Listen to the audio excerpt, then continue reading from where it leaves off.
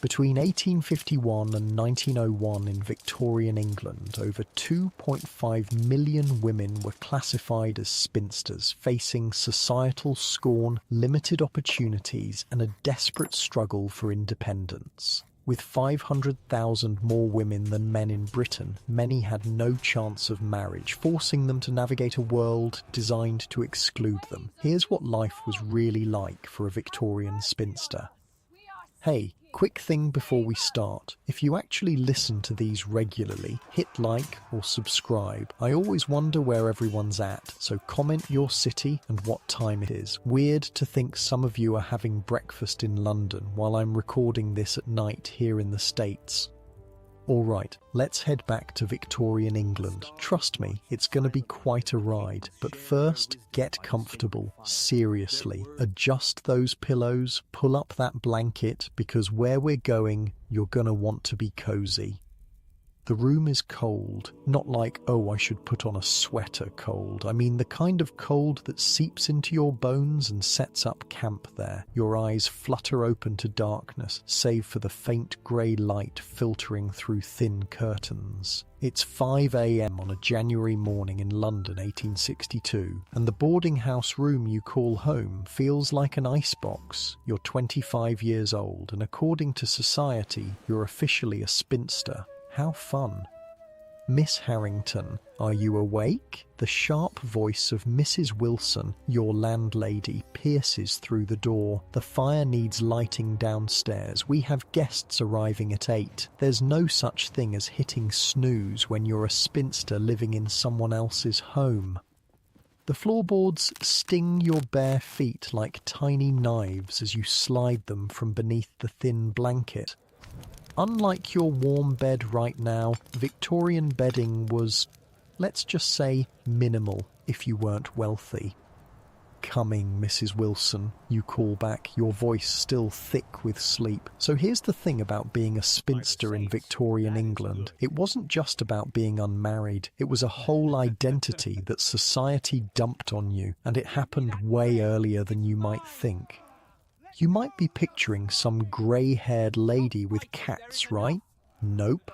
By age 25, sometimes even younger, unmarried women were already being labelled as spinsters, just sitting there at a family dinner while relatives discuss your marriage prospects like you're not even there.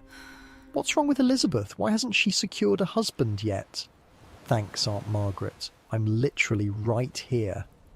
The mirror on your dresser, cracked in one corner, reflects a young woman who looks nothing like the desperate, withered creature society imagines when they hear spinster. But that doesn't matter. Once you hit your mid-20s without a wedding ring, the transformation was complete in everyone else's eyes.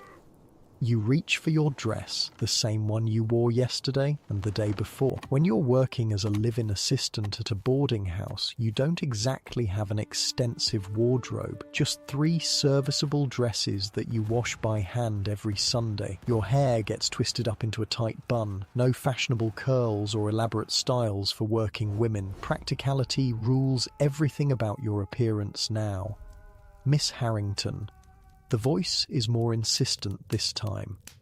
For one moment, you call back, pinning the last strand of hair in place. Okay, so why were there so many spinsters in Victorian England? Well, for one thing, math was not on women's side. The 1851 census showed there were about 500,000 more women than men in Britain, and 2.5 million unmarried women total. That's not a small number. Men were dying in wars, workplace accidents, and diseases at higher rates. Plus, a bunch of guys were shipping off to the colonies looking for fortune. So it wasn't like all these women were unmarriageable monsters. There simply weren't enough men to go around. Think about it. If musical chairs had 500,000 more players than chairs, you wouldn't blame the people left standing, would you? You hurry down the narrow servant staircase, the wooden steps creaking beneath your feet. The boarding house is still mostly silent, its occupants enjoying their final hours of sleep. But for you, the day begins in darkness and ends long after the sun has set. I spent way too long researching Victorian boarding houses for this, by the way, like concerningly long. These weren't the friendly, quirky places you see in movies. They were often dreary, crowded, and offered little privacy. Lower-end ones were downright dangerous, while the slightly better ones, like where you're staying, were just soul-crushingly bland. The kitchen is at least warmer than your room, thanks to the banked coals in the stove from the night before. You get to work immediately, stoking the fire and adding coal. Your hands are already chapped and red from constant exposure to water, soap, and the biting cold.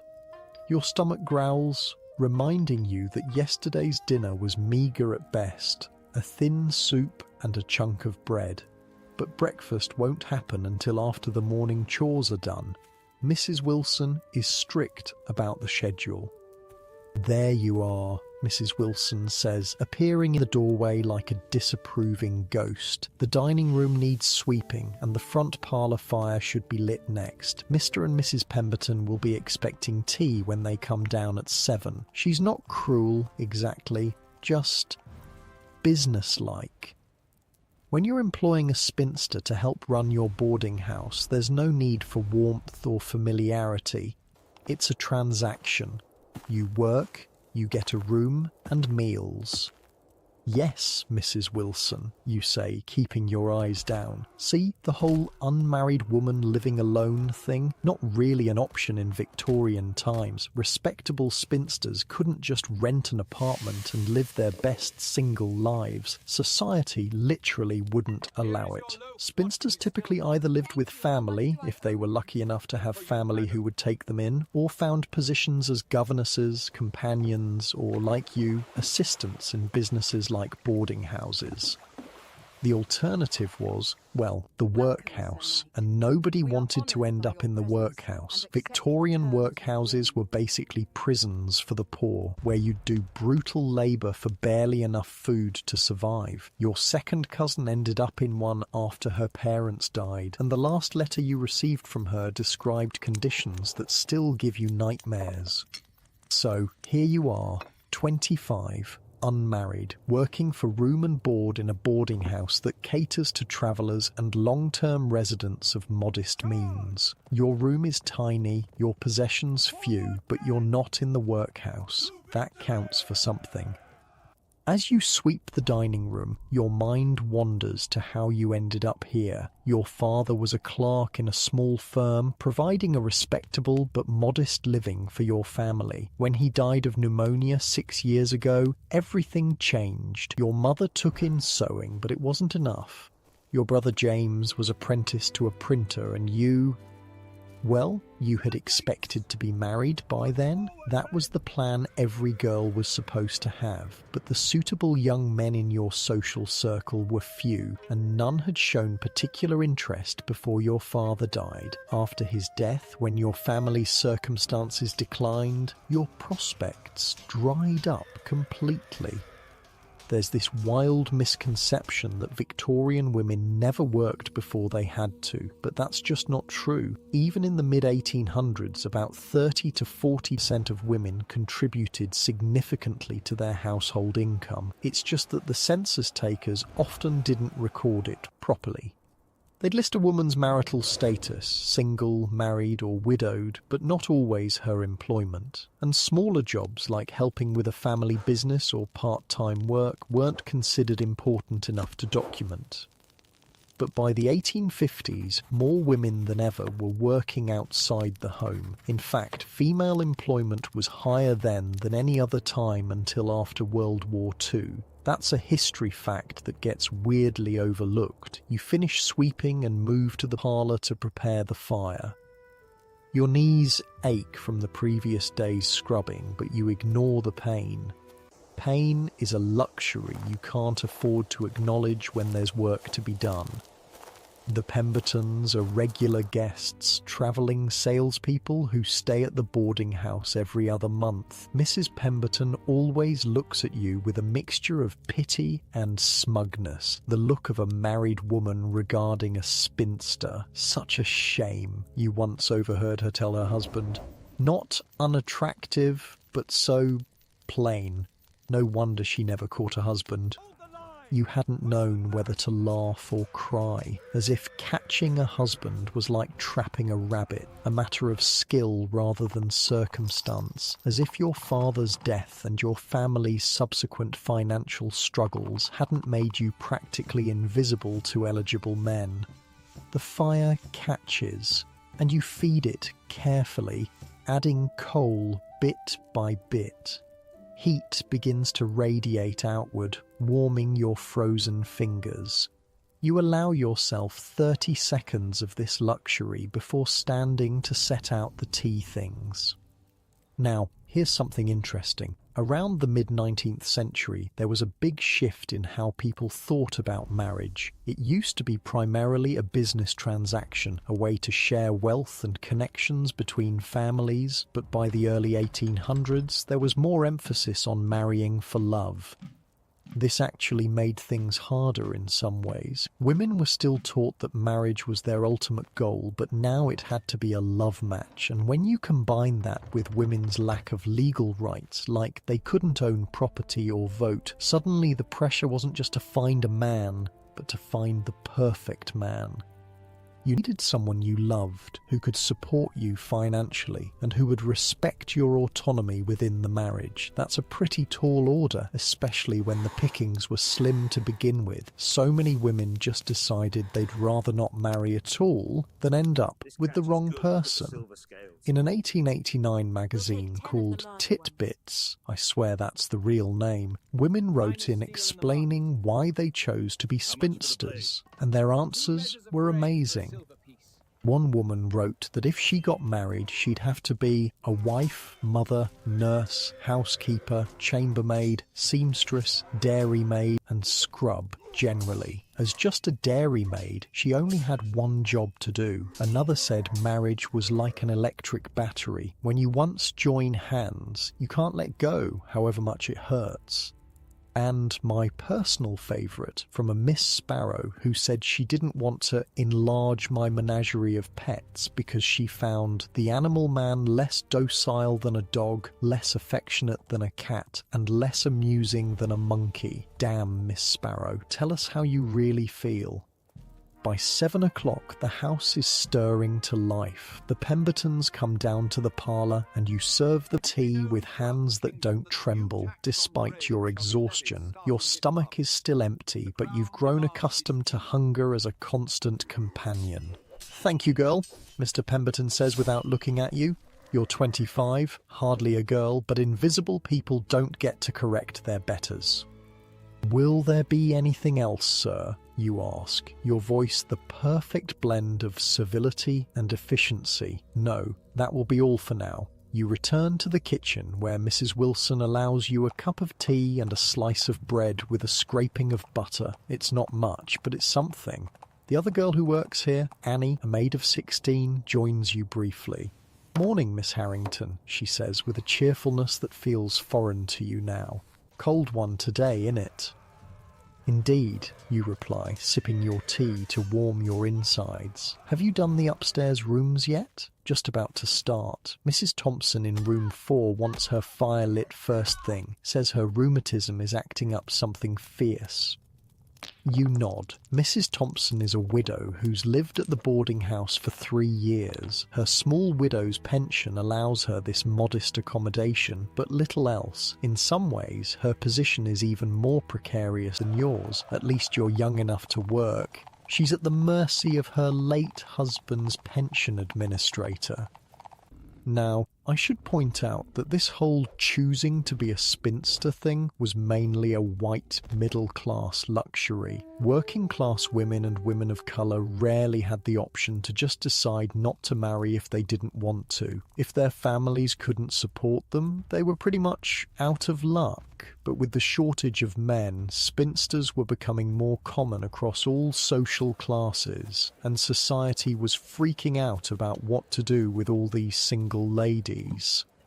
In 1869, an English essayist named William Rathbone Gregg published a work titled "Why Are Women Redundant?" Yes, redundant, like extra office furniture. It was a 40-page essay about his concerns over all these superfluous women cluttering up society, and his solution: ship them all off to the British colonies to become wives for the lonely settlers there. That way, he figured, the population would be more evenly balanced in both places. Small problem though, how exactly do you transport hundreds of thousands of women across the Atlantic? Also, a lot of these spinsters were from middle or upper class families. You can't just force them onto a boat. After your brief breakfast, it's back to work. The morning is a blur of cleaning, serving and catering to the needs of the boarders. By noon, your back aches and your feet throb, but there's no time to rest. The other boarders begin to emerge from their rooms: a retired schoolmaster, a clerk, two elderly sisters who share a room to save on costs, and a young man studying law. They barely notice you as you clear dishes, refill teapots, and stoke fires. This is your life now. Invisible, essential but unseen, the perfect Victorian spinster, useful but unobtrusive, present but not acknowledged. But as you work, your mind is far from dormant. You've been saving. 3 shillings tucked away in a small cloth bag hidden beneath a loose floorboard in your room. It's not much, but it's something that belongs solely to you. Because here's what society didn't quite understand yet. Being a spinster wasn't always a failure or a tragedy. Sometimes it was a choice. Sometimes it was an opportunity. The woman question, that's what they called it in Victorian times. It wasn't one specific question, but rather a term used for any issue related to women's education, healthcare, voting rights, and proper gender roles. And with all these spinsters popping up, it became more relevant than ever. By the mid-19th century, early feminist groups were using the spinster problem to push for solutions that benefited all women. Their main goal: better education, especially for middle-class women who didn't have family wealth to fall back on and weren't able to work in domestic service due to social restrictions. By the 1870s, several colleges for women had opened in England, like Newman College and Somerville College. Some legacy institutions even started allowing small numbers of women to study there, though they were barred from taking final examinations, which meant they did all the same work as their male classmates but didn't get a degree at the end, because of course. Still, the push for women's education was largely successful, and by the late 1800s, single women suddenly had more options than ever before. As evening approaches, you find a rare moment of solitude in the small back garden where the laundry is hung to dry. The winter air is sharp in your lungs, but the break from the stuffiness of the house is welcome. You pull a small, worn book from your pocket, a cheap edition of poems you purchased with a few precious pennies saved over months. Reading is your escape, your window into worlds beyond the boarding house walls. Miss Harrington, Mrs. Wilson's voice cuts through your momentary peace. Dinner needs serving. You tuck the book away hastily. Coming, Miss Wilson. As you hurry back inside, you pass a mirror in the hallway and catch a glimpse of yourself, back straight, face composed, eyes forward. Not the desperate, pitiful creature the word spinster conjures, but a woman standing on her own 2 feet in a world that never expected her to. And in that moment, in spite of everything, you feel something like pride. Look, Victorian England wasn't exactly a paradise for women, but it wasn't as simple as the stories make it seem either. By the late 1800s, women were pushing boundaries, creating opportunities, and redefining what it meant to be female in a society that tried to keep them in very narrow boxes. And spinsters, they were at the forefront of this quiet revolution. Women who, by choice or by circumstance, lived lives that didn't revolve around husbands and children. Women who found other paths, other purposes, other ways to make their mark. Tonight, as you sink into your bed, exhausted from another long day, you think about the 3 shillings hidden beneath the floorboard and the advertisement you saw in the newspaper last week for a new millinery shop opening on the other side of the city. They're looking for apprentices. Women to learn the trade of hat making. It doesn't pay much at first, but a skilled milliner can eventually earn a decent living, enough perhaps for a small room of one's own.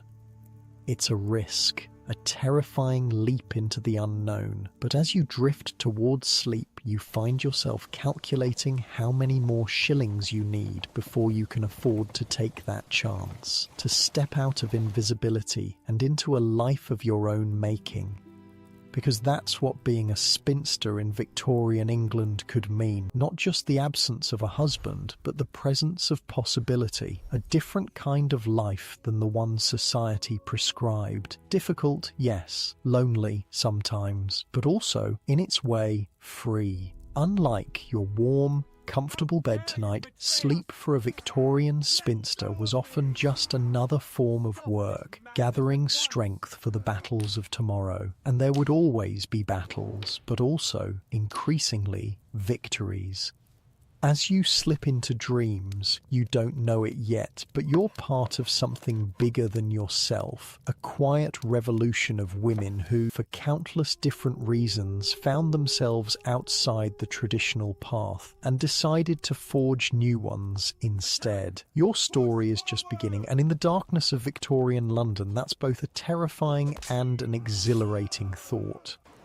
You wake to a sliver of grey light cutting through your curtains. Another day at the boarding house, another day of Mrs. Wilson's sharp commands, another day of invisibility. But something's different this morning. The advertisement you tore from the newspaper is still clutched in your hand, creased from being folded and unfolded dozens of times. Apprentices wanted, Madame Beaumont's millinery, previous experience not required, inquire within. The pay would be meagre at first. Apprentices earn almost nothing, but a skilled milliner could eventually make enough to rent a room of her own, to be independent. 3 shillings saved, 7 more needed for the first month's rent on the cheapest room you could find, then food, then fabric for a new dress that doesn't scream boarding house assistant. Your fingers trace the words on the paper. Is this madness? Respectable women don't just leave, not without family to go to, not without a husband waiting. Miss Harrington, Mrs. Wilson's voice shatters your thoughts. The breakfast needs preparing. You tuck the advertisement into your pocket and swing your legs over the side of the bed. Dreams are for nighttime. The day belongs to duty. So here's a fun thing about Victorian working women that nobody talks about. They actually had access to more jobs than people realise. Not great jobs, mind you. We're not talking CEO positions. But by the 1850s, the number of women in the workforce had seriously expanded. Textiles was a big industry for women, with jobs in everything from spinning yarn to making hats. Factory work was plentiful but brutal. Dangerous conditions, terrible pay, and the kind of hours that'd make an Amazon warehouse manager blush. But sewing-related trades? Those were considered respectable positions for women, and millinery, hat-making, was especially desirable. Not only did it provide steady work, but it also offered something precious, independence. Some milliners even ran their own shops eventually. The breakfast routine passes in a blur of boiling water, toast, eggs, and endless cups of tea. The boarders barely acknowledge you as they eat, their conversation flowing around you as if you're just another piece of furniture. Only young Mr. Patterson, the law student, offers a "Thank you, Miss Harrington," when you refill his cup. His politeness always catches you off guard. "You're welcome, sir," you murmur, eyes downcast as proper. Miss Harrington, he says, lowering his voice slightly, I wonder if you might direct me to a good bookshop nearby. My studies require some additional texts. You blink in surprise. Boarders rarely ask you for anything beyond household matters. Hatchards on Piccadilly is excellent, sir. You play? Seeding, or if you prefer something less expensive, there's a second-hand book dealer on Crawford Street who has quite a good selection. He smiles. Crawford Street it is then? Thank you. The interaction lasts all of 20 seconds, but it's still rattling around in your head an hour later as you scrub the dining room floor, someone treating you like a person with knowledge and thoughts rather than just a pair of hands to fetch and carry. Museum guide told me something off the record about Victorian social classes. They weren't quite as rigid in everyday interactions as we imagine. Sure, the overall structure was strict, but in the small moments, people were still just people. Sometimes kind, sometimes cruel, often somewhere in between. By midday, you've completed enough chores to earn a brief reprieve. Mrs. Wilson has gone to the market, and you seize this rare moment of freedom to slip out the back door. The millinery shop is a 20-minute walk away, in a neighbourhood slightly more fashionable than yours. Each step feels both terrifying and exhilarating. You shouldn't be here. You should be at the boarding house preparing the midday meal, but the advertisement burns in your pocket like a hot coal. Madame Beaumont's millinery sits on a corner, its window display showcasing 3 elegant hats on wooden stands. The bell above the door jingles as you enter, and your heart hammers in your chest. Okay, picture this. Victorian hat shops weren't just places to buy headgear. They were like the haute couture fashion houses of their day. Hats were everything. They could make or break a woman's entire look, and ladies with money would spend obscene amounts on them. I'm talking months' rent on a single hat. And milliners? They were like the rock stars of the fashion world. Well, maybe not rock stars, more like respected session musicians. They had real skills, real training, and could make real money. In London and Paris in 1889, over 8,000 women worked in millinery. That's a lot of hats, people. The shop's interior smells of fabric, steam, and the faint chemical tang of dyes. 3 women work at a large table in the back, their hands moving with practiced precision as they shape, stitch, and adorn various hat forms. None of them looks up as you enter. A tall woman emerges from a back room, eyeing you with a practiced gaze that takes in your worn dress and scrubbed hands in an instant. "May I help you?" she asks, her tone suggesting she doubts she can. You swallow hard. "I've come about the apprenticeship position. In the advertisement." She raises an eyebrow. "Previous experience?" "None in millinery specifically," you admit, "but I'm skilled with a needle. I did all the household sewing after my mother's eyesight began to fail." "How old are you?"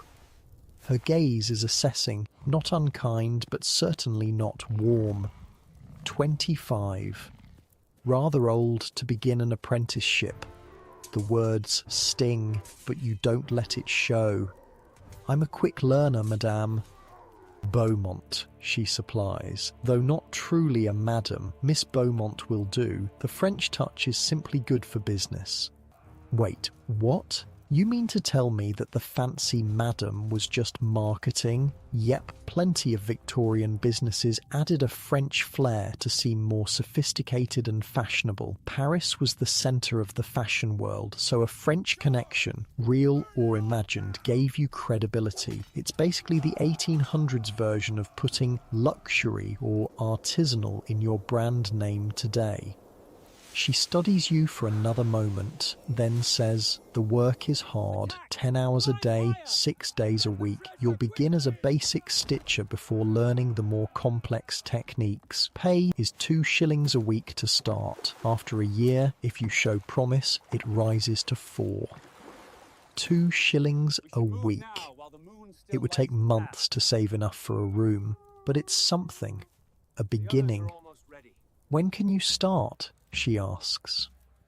The question catches you off guard. You hadn't expected to be offered the position so quickly. You haven't given notice to Mrs. Wilson. You haven't figured out where you'll live in the meantime. I would need to make some arrangements first, you stammer. Miss Bowman's expression cools slightly. The position may not remain open. There are many women seeking respectable employment. I understand. Could I perhaps begin in 2 weeks' time? She considers this. Very well. 2 weeks. Be here at 6 in the morning, dressed neatly. Bring your own scissors and needles if you have them. Thank you, Miss Beaumont. I'm very grateful for the opportunity. She nods briskly. What is your name? Elizabeth Harrington? Well, Miss Harrington, I shall expect punctuality and diligence. We serve a discerning clientele here. As you leave the shop, your mind races. You've done it. You've secured a position, but now the real challenges begin. Where will you live on 2 shillings a week? How will you survive until your first payment? And how on earth will you tell Mrs. Wilson? On the walk back to the boarding house,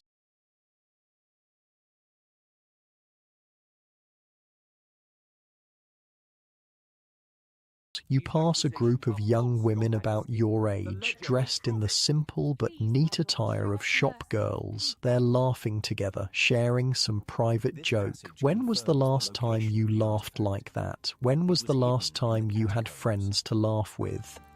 Victorian working women often formed tight-knit communities. They had to. The world wasn't exactly cheering them on. Those friendships weren't just nice to have, they were survival mechanisms. You shared rooms to save on rent, nursed each other through illness, lent clothes for job interviews, warned each other about handsy bosses.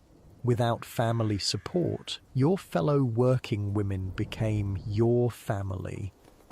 You slip back into the boarding house just minutes before Mrs. Wilson returns. The afternoon passes in a haze of chores and planning. By evening, you're exhausted but unable to sleep, your mind racing with possibilities and fears. The next morning, you approach Mrs. Wilson as she tallies the accounts in her small office.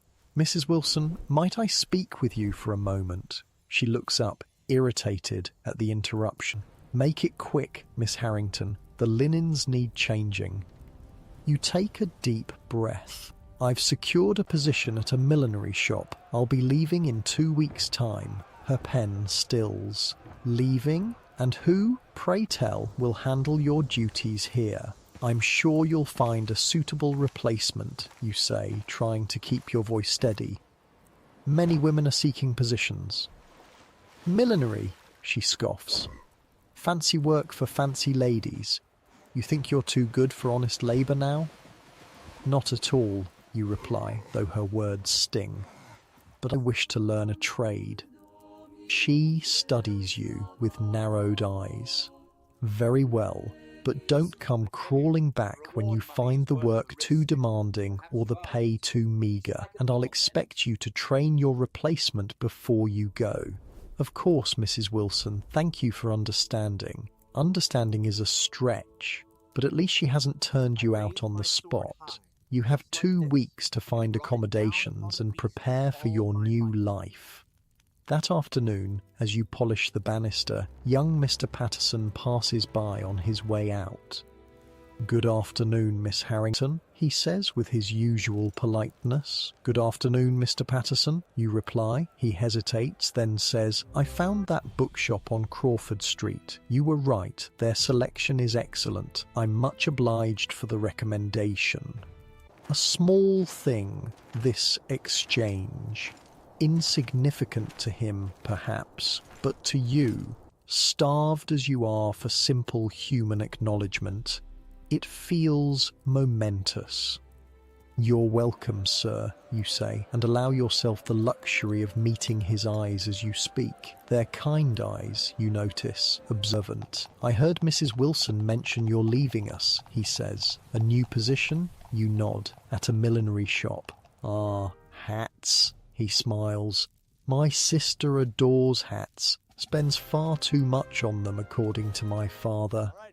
"They're not merely frivolous," you find yourself saying. "A good hat is an investment. It protects from sun and rain, enhances one's appearance, and if well made, can last for years." Where did that come from? Since when do you offer opinions to the boarders? But Mr. Patterson doesn't seem offended. If anything, he appears amused. "I shall inform my sister that her extravagance is actually practicality. She'll be delighted with this interpretation." You can't help but smile. "Happy to be of service, sir." After he leaves, you return to your polishing, but with a lighter heart. The exchange reminds you that there's a world beyond Mrs. Wilson's critical gaze, a world where you might speak and be heard.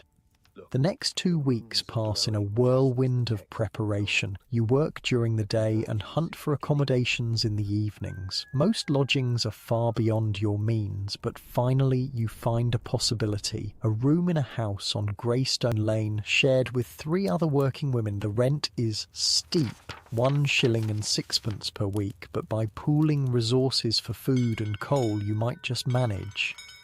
Victorian housing was an absolute nightmare if you weren't wealthy. No regulation, no standards. You could end up in a place with 15 people sharing 1 toilet if you were lucky enough to have indoor plumbing at all. Disease spread like wildfire. Privacy, that was a luxury most couldn't afford. But sharing with other working women, that was the hack that made independent living possible. You'd cram 4 women into a room meant for 1, split the costs, and somehow make it work. Was it comfortable? Nope. Was it better than being under someone else's thumb? For many women, absolutely. Your new housemates are all employed, 2 as shop girls and 1 as a typist in a business office. Typewriting was a relatively new field, increasingly popular for middle-class women. It paid decently, was clean, respectable work, and had a certain modern allure to it. The typewriter girl was basically the Victorian equivalent of the sexy librarian archetype. Young, single, in the city, working with cutting-edge technology. Men were both intrigued and slightly threatened by her. She represented this new breed of independent working woman who didn't necessarily need a husband to survive. During your final days at the boarding house, you train your replacement, a quiet girl of 18 named Mary, recently arrived from the countryside. She watches you with wide eyes as you demonstrate the endless tasks that fill your days. "How do you remember it all?" she asks, after you've explained the specific preferences of each boarder. How Mr. Henderson likes his eggs, how Mrs. Thompson needs her fire built just so, how the elderly sisters require tea at precisely 4 o'clock.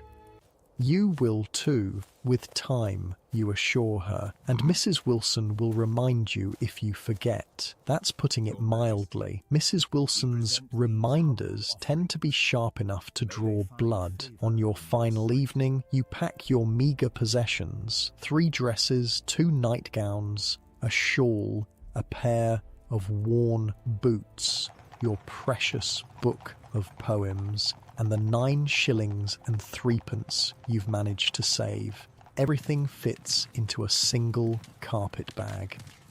Mrs. Wilson pays you your final wages, 6 shillings for the month, without ceremony or well wishes. The boarders barely notice your departure, with the exception of Mr. Patterson, who surprises you with the gift of a small book, Poems by Christina Rossetti. "For your new adventure," he says simply. "Every hatmaker should have poetry in her life." The book must have cost at least 2 shillings. It's an extravagant gift and utterly unexpected. "I couldn't possibly," you begin. "Please," he interrupts. "My sister would approve. She's something of a blue stocking herself." a blue stocking, a woman with literary or intellectual interests. It's not always used as a compliment, but the way he says it, warmly and with a slight smile, suggests he views such women with approval. "Thank you," you say finally, accepting the slender volume. "I shall treasure it." You arrive at your new lodgings on Greystone Lane just as the spring sun is setting. The house is narrow and shabby, but cleaner than you expected. Your room on the 3rd floor is small enough that the 4 beds nearly touch, with a single chest of drawers to be shared and hooks on the wall for hanging clothes. Your roommates greet you with curiosity but kindness. Emma and Sarah, the shop girls, work at a draper's establishment nearby. Jane, the typist, has the highest wages and a certain confidence the others lack. "Welcome to our palace," Jane says with a wry smile, helping you set your bag on the one empty bed. "It's not much, but it's ours. Well, technically it's Mr. Finch's, the landlord, but he only comes round on Fridays for the rent." "Thank you," you say, still awkward with these women who are to be your new family of sorts. "I start at Madame, that is, Miss Beaumont's millinery tomorrow." "Beaumont's?" Emma's eyes widen. "That's a proper establishment. They make hats for real ladies, not just middle-class pretenders. How do you land that position?" "I simply applied," you admit. "I had no idea it was particularly prestigious." Sarah laughs. "Everything has a hierarchy in London, haven't you noticed? Even hat shops."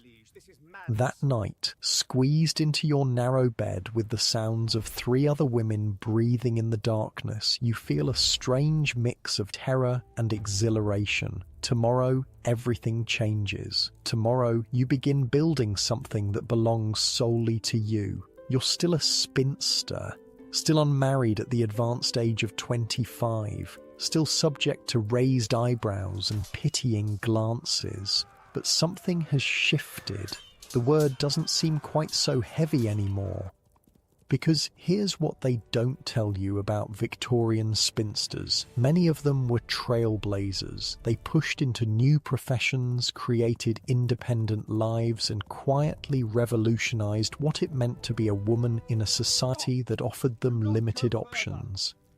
Your first day at the millinery shop dawns cold but clear. You dress carefully in your best dress, the dark blue one with only a small tear in the sleeve that you've mended so carefully it's nearly invisible. You've polished your boots and arranged your hair neatly beneath your own modest hat. The city is just waking as you make your way to Madame Beaumont's. Street vendors are setting up their carts, delivery boys race past with packages, and the ever-present coal smoke hangs in the air, mingling with the smell of the river and the hundreds of thousands of humans living in close proximity. This is London in 1862, dirty, crowded, chaotic, but also vibrant and alive with possibility. And you're part of it now, not just as an invisible servant in someone else's home, but as a woman making her own way. You arrive at the shop 10 minutes early, breathless with anxiety and anticipation. Miss Beaumont nods approvingly at your punctuality, then introduces you to the other women. Mrs. Carter, the most experienced milliner who handles the most expensive custom orders. Miss Pierce, who specialises in trimmings and decorations, and Miss Walsh, the junior milliner who will be training you. "You'll start with basic stitching," Miss Beaumont explains, leading you to a workstation. "Hats require precision and consistency. Every stitch must be perfect. Perfect stitching when your hands are already chapped from years of housework, when the light in the shop is dim, even with the gas lamps lit, when failure means dismissal and potential destitution, no pressure." But as you take up needle and thread, you find a surprising calm settling over you. This, at least, you know how to do. Your mother taught you to sew when you were barely 6 years old, and your hands remember even if your conscious mind is racing with anxiety. The hours pass in concentrated work. By midday, your back aches from hunching over the fine stitches, but Miss Walsh nods with grudging approval at your work. "Not bad," she says, examining your stitches. "You've sewn before, clearly." "My mother was a seamstress before her eyes began to fail," you explain. "She taught me. Well, it shows. Keep this up and you might move basic shaping by month's end." It's not effusive praise, but in this environment, it's significant. You allow yourself a small glow of pride as you break for a quick midday meal. Bread and cheese you've brought from home, eaten quickly in the back room.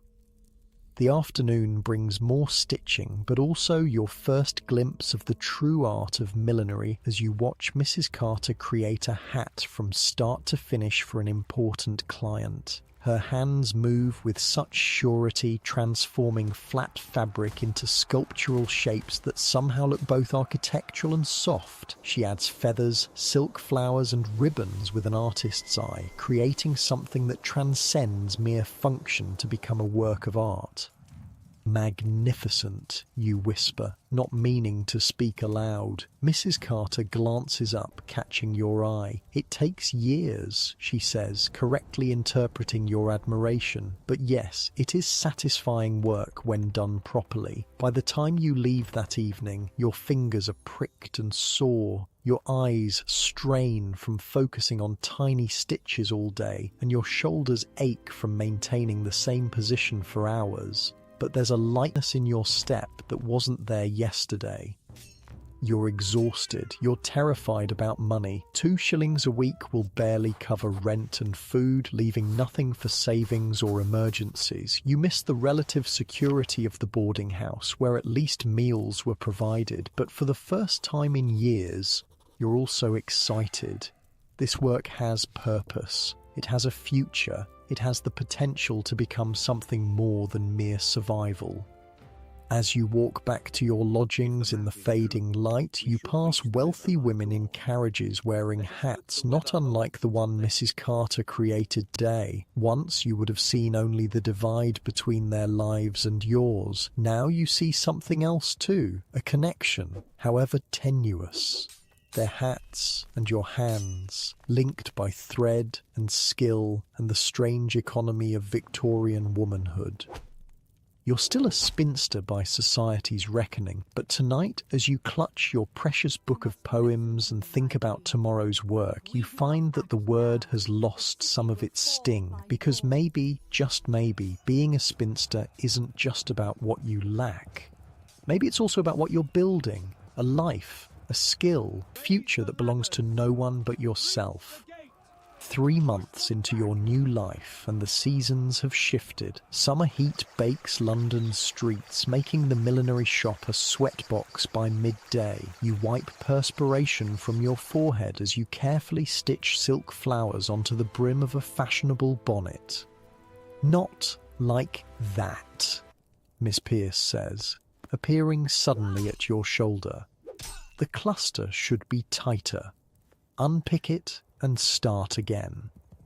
You swallow a sigh and reach for your scissors. This is the 3rd time today you've had to redo your work, and your fingers are sore from the constant pricking of the needle. "How many times do I need to tell you?" she continues, her voice low enough that the customers browsing the front of the shop can't hear. "These hats sell for more than you make in a month. Every detail must be perfect." "Yes, Miss Pierce," you murmur, keeping your eyes down. She moves away, and you begin the delicate work of removing the tiny stitches without damaging the expensive silk. Next to you, Miss Walsh gives you a sympathetic glance. "She had me redo an entire hat brim 6 times when I started," she whispers. "It gets easier." This is the strange contradiction of your new life. The work is grueling. 10 hours a day of eye-straining, finger-numbing detail work. Your back constantly aches from hunching over your workstation. The pay is barely enough to survive on. And yet you're learning, growing, building something. Each day your stitches become more even, your eye for design more refined. Miss Beaumont has even nodded approvingly at some of your recent work. High praise from a woman so sparing with compliments. More than that, you're part of something now. The millinery shop has its own culture, its own rhythms and relationships. You're no longer invisible, but a recognized piece of this small world. The archival records I found from 1862 showed that skilled trades like millinery operated almost like guilds. You didn't just punch a clock, you joined a community with its own hierarchy, traditions, and unwritten rules. Beginners like Elizabeth would be tested constantly, not just on their skills, but on their resilience and commitment to the craft. You rework the flower cluster, this time making sure the blooms are arranged in a tighter, more pleasing formation. Your fingers move more confidently now, finding the right tension in the thread, the perfect placement of each petal. When Miss Pierce returns to inspect your work, she merely nods and moves on. Her version of enthusiastic approval. You allow yourself a small, private smile of triumph.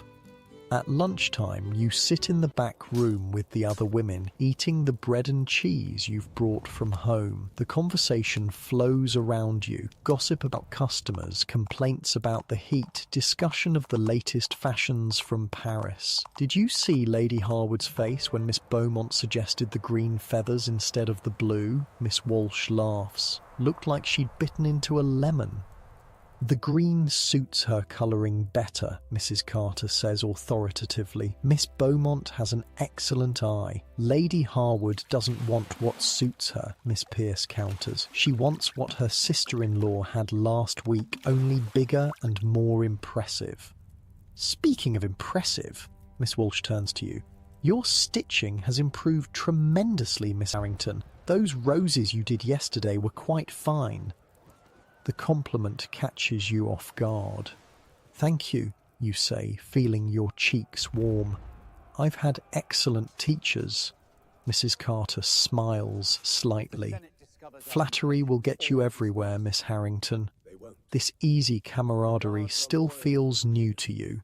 At the boarding house, you were isolated, neither family nor friend, just a pair of hands to perform tasks. Here, despite the hierarchy and occasional sharp corrections, you belong.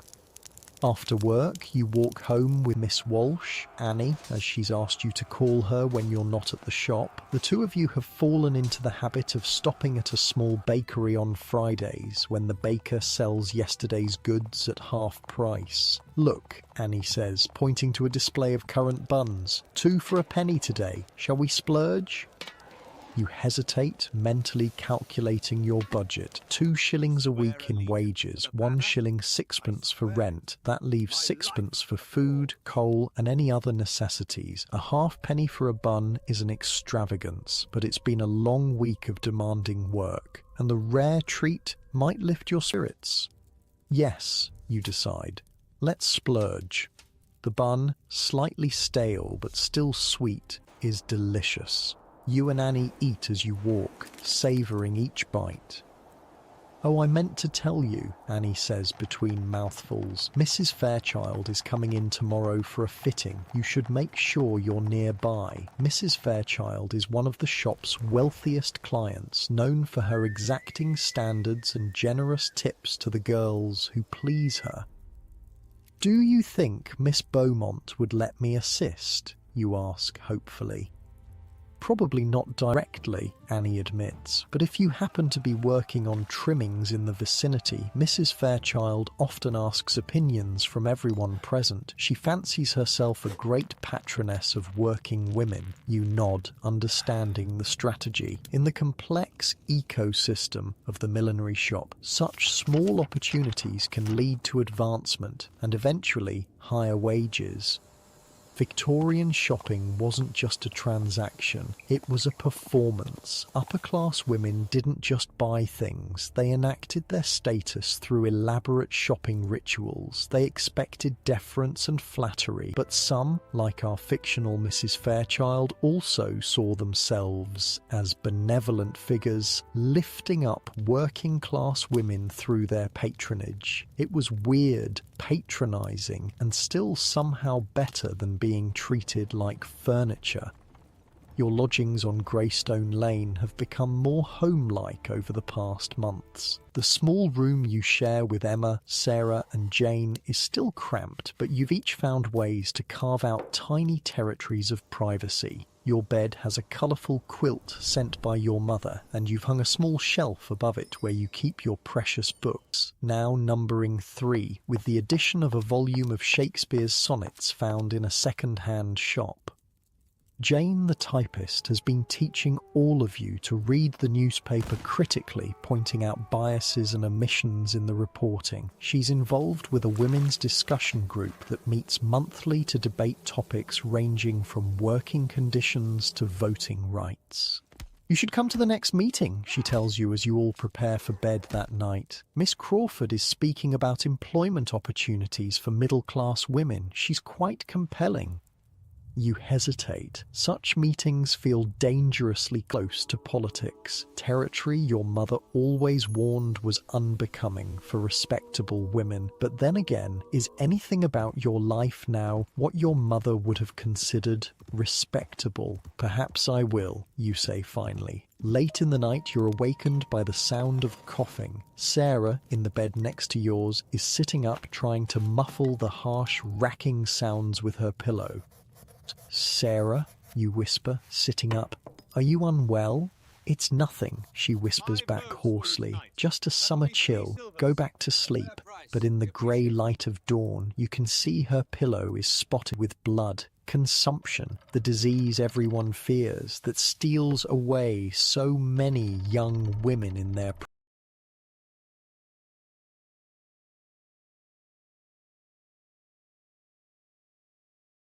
prime. You need to rest, you tell her. Stay home today.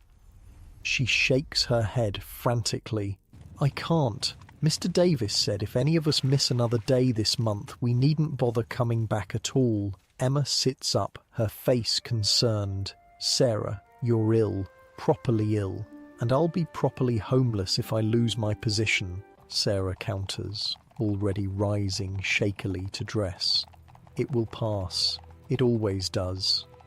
You and Emma exchange worried glances, but what can you say? Sarah's fear is well-founded. In brutal economics of Victorian employment, workers were utterly disposable. Illness was considered a moral failing as much as a physical one, a sign of weakness or poor constitution. So Sarah goes to work, her face pale but determined. You go to your own job with her cough echoing in your ears, a reminder of how precarious this independence truly is.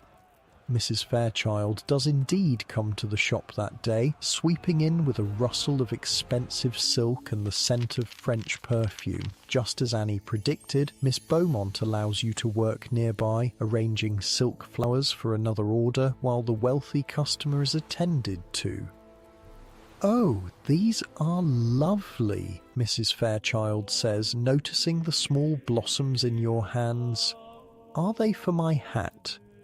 Before Miss Beaumont can intervene, you reply, no ma'am, these are for Mrs. Henderson's bonnet, but they would complement your colouring beautifully. Miss Beaumont gives you a sharp look for speaking directly to the customer, but Mrs. Fairchild seems pleased by your observation. Would they indeed? Perhaps we should reconsider the trimming, Miss Beaumont. This young woman has a good eye. Your heart pounds as Miss Beaumont smoothly redirects the conversation, neither confirming nor denying your suggestion. You've overstepped and there will likely be consequences later, but Mrs. Fairchild has noticed you, and in the complex calculus of the shop that counts for something. Sure enough, when the customer leaves, having ordered a hat with flowers suspiciously similar to the ones you were arranging, Miss Beaumont calls you into her office.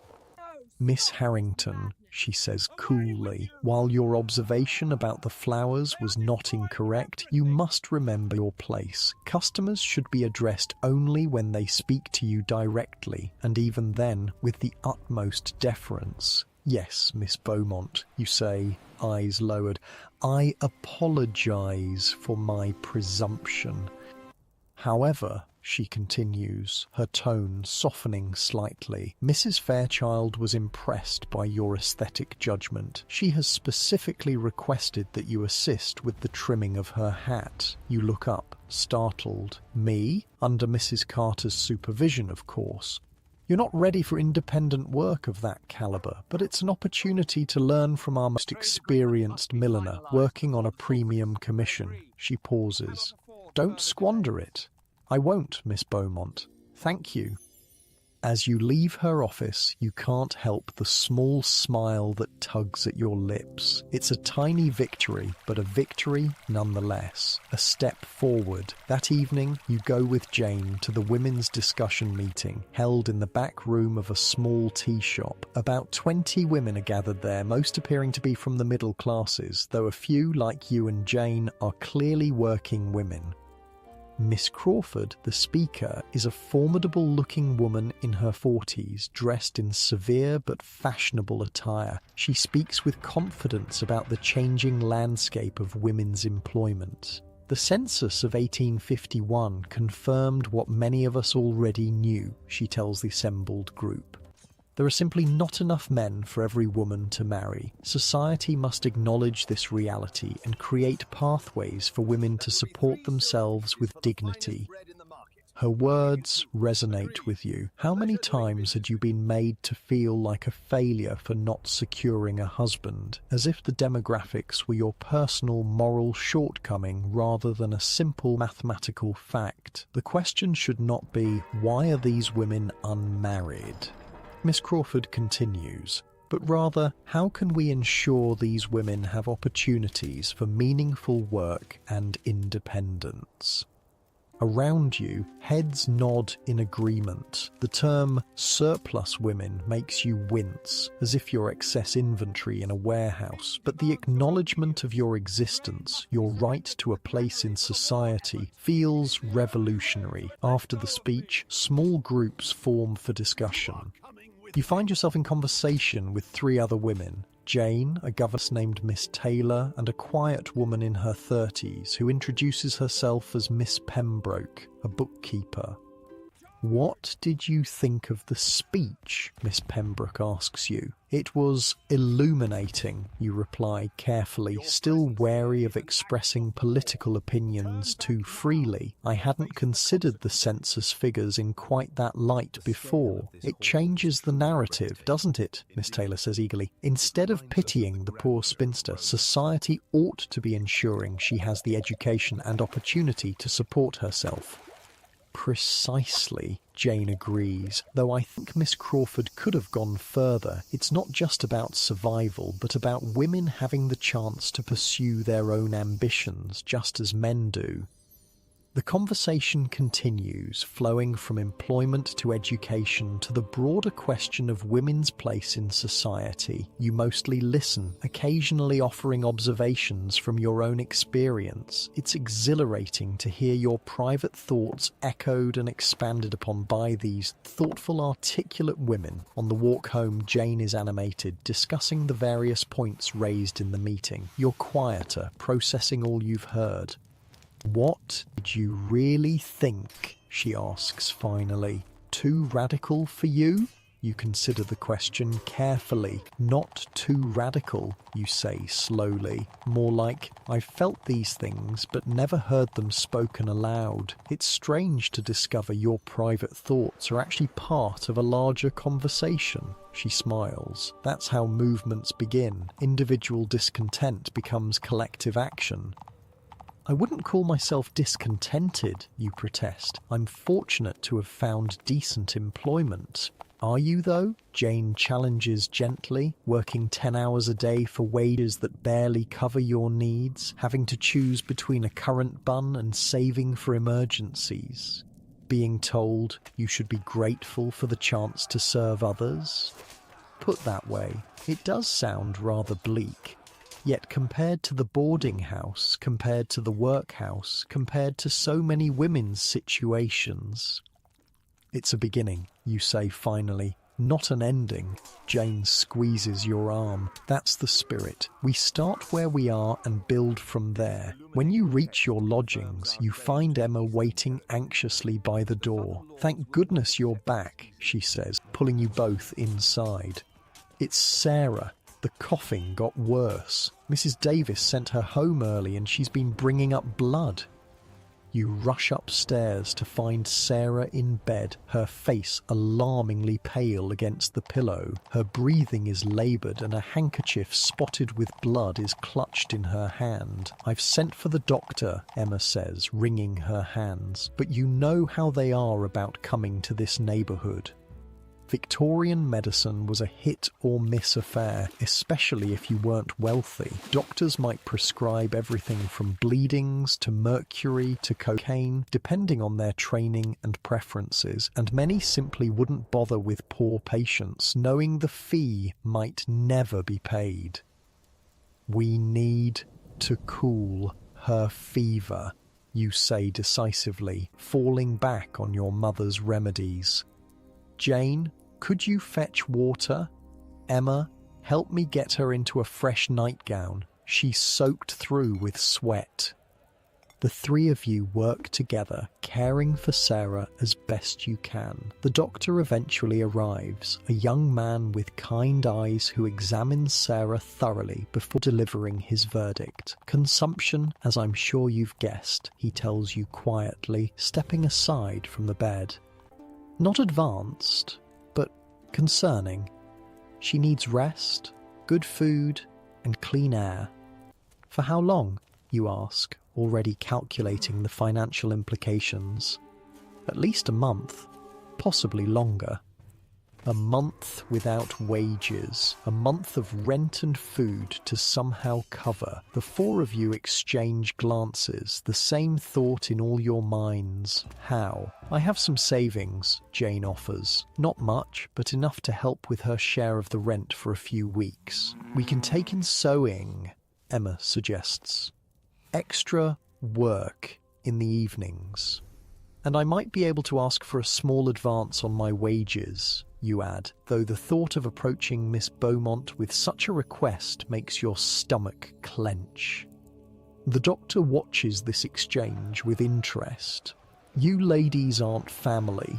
Not by blood, Jane answers with a slight lift of her chin, but we look after our own. He nods, seemingly impressed. I'll return in 3 days to check on her progress, keep her comfortable, make sure she drinks plenty of fluids, and open the windows when the air outside is clean. After he leaves, the three of you sit by Sarah's bed, discussing plans in low voices. You'll take turns staying home with her, using precious days off and negotiating with your respective employers. You'll pool resources for medicine and nutritious food. You'll make it work somehow. This is the hidden safety net of Victorian spinsterhood, the community of women who create family where society says none should exist. It's not perfect, not secure, certainly not easy, but it's real and vital and sometimes the only thing standing between survival and disaster. As you finally go to bed in the early hours of the morning, exhausted from worry and planning, you think about Miss Crawford's speech. The world might see you as surplus women, but there's nothing surplus about the bonds you're forming, the lives you're building. Tomorrow, you'll go back to the millinery shop, back to the endless hours of detailed work for meagre pay. You'll assist Mrs. Carter with Mrs. Fairchild's premium hat commission. You'll keep your eyes down and your voice respectful and your ambitions carefully hidden. But something has shifted. The conversations from the meeting echo in your mind, mingling with the practical challenges of caring for Sarah, the small triumph of impressing a wealthy customer, the ongoing struggle to transform yourself from invisible servant to skilled artisan. You are a Victorian spinster, unmarried at 25, making your way in a world designed for dependence. Society may still view you as an object of pity or scorn, but tonight, lying in your narrow bed in a room shared with women who have become more family than mere roommates, you feel something unexpected, not contentment exactly. The challenges are too great, the future too uncertain for that. But possibility. The possibility that being a spinster isn't the end of your story, but the beginning, and that perhaps is worth more than all the security marriage might have offered. Autumn arrives with its peculiar London mix of fog, coal smoke and decaying leaves. 6 months into your new life, and the changes have been subtle but significant. Your fingers, once soft from years of household work, now bear the permanent calluses of a milliner. Your eye has sharpened, able to spot an uneven stitch or misplaced trim from across the workroom. And your wages have increased from 2 shillings to 2 shillings and 6pence per week. A small victory, but in the precarious economics of your life, those extra 6pence make a meaningful difference. Sarah has recovered enough to return to work, though her cough persists, especially in the damp mornings. The 4 of you managed to cover her expenses during her illness, but it depleted everyone's meagre savings. Now you're all working extra hours where possible, trying to rebuild that fragile safety net.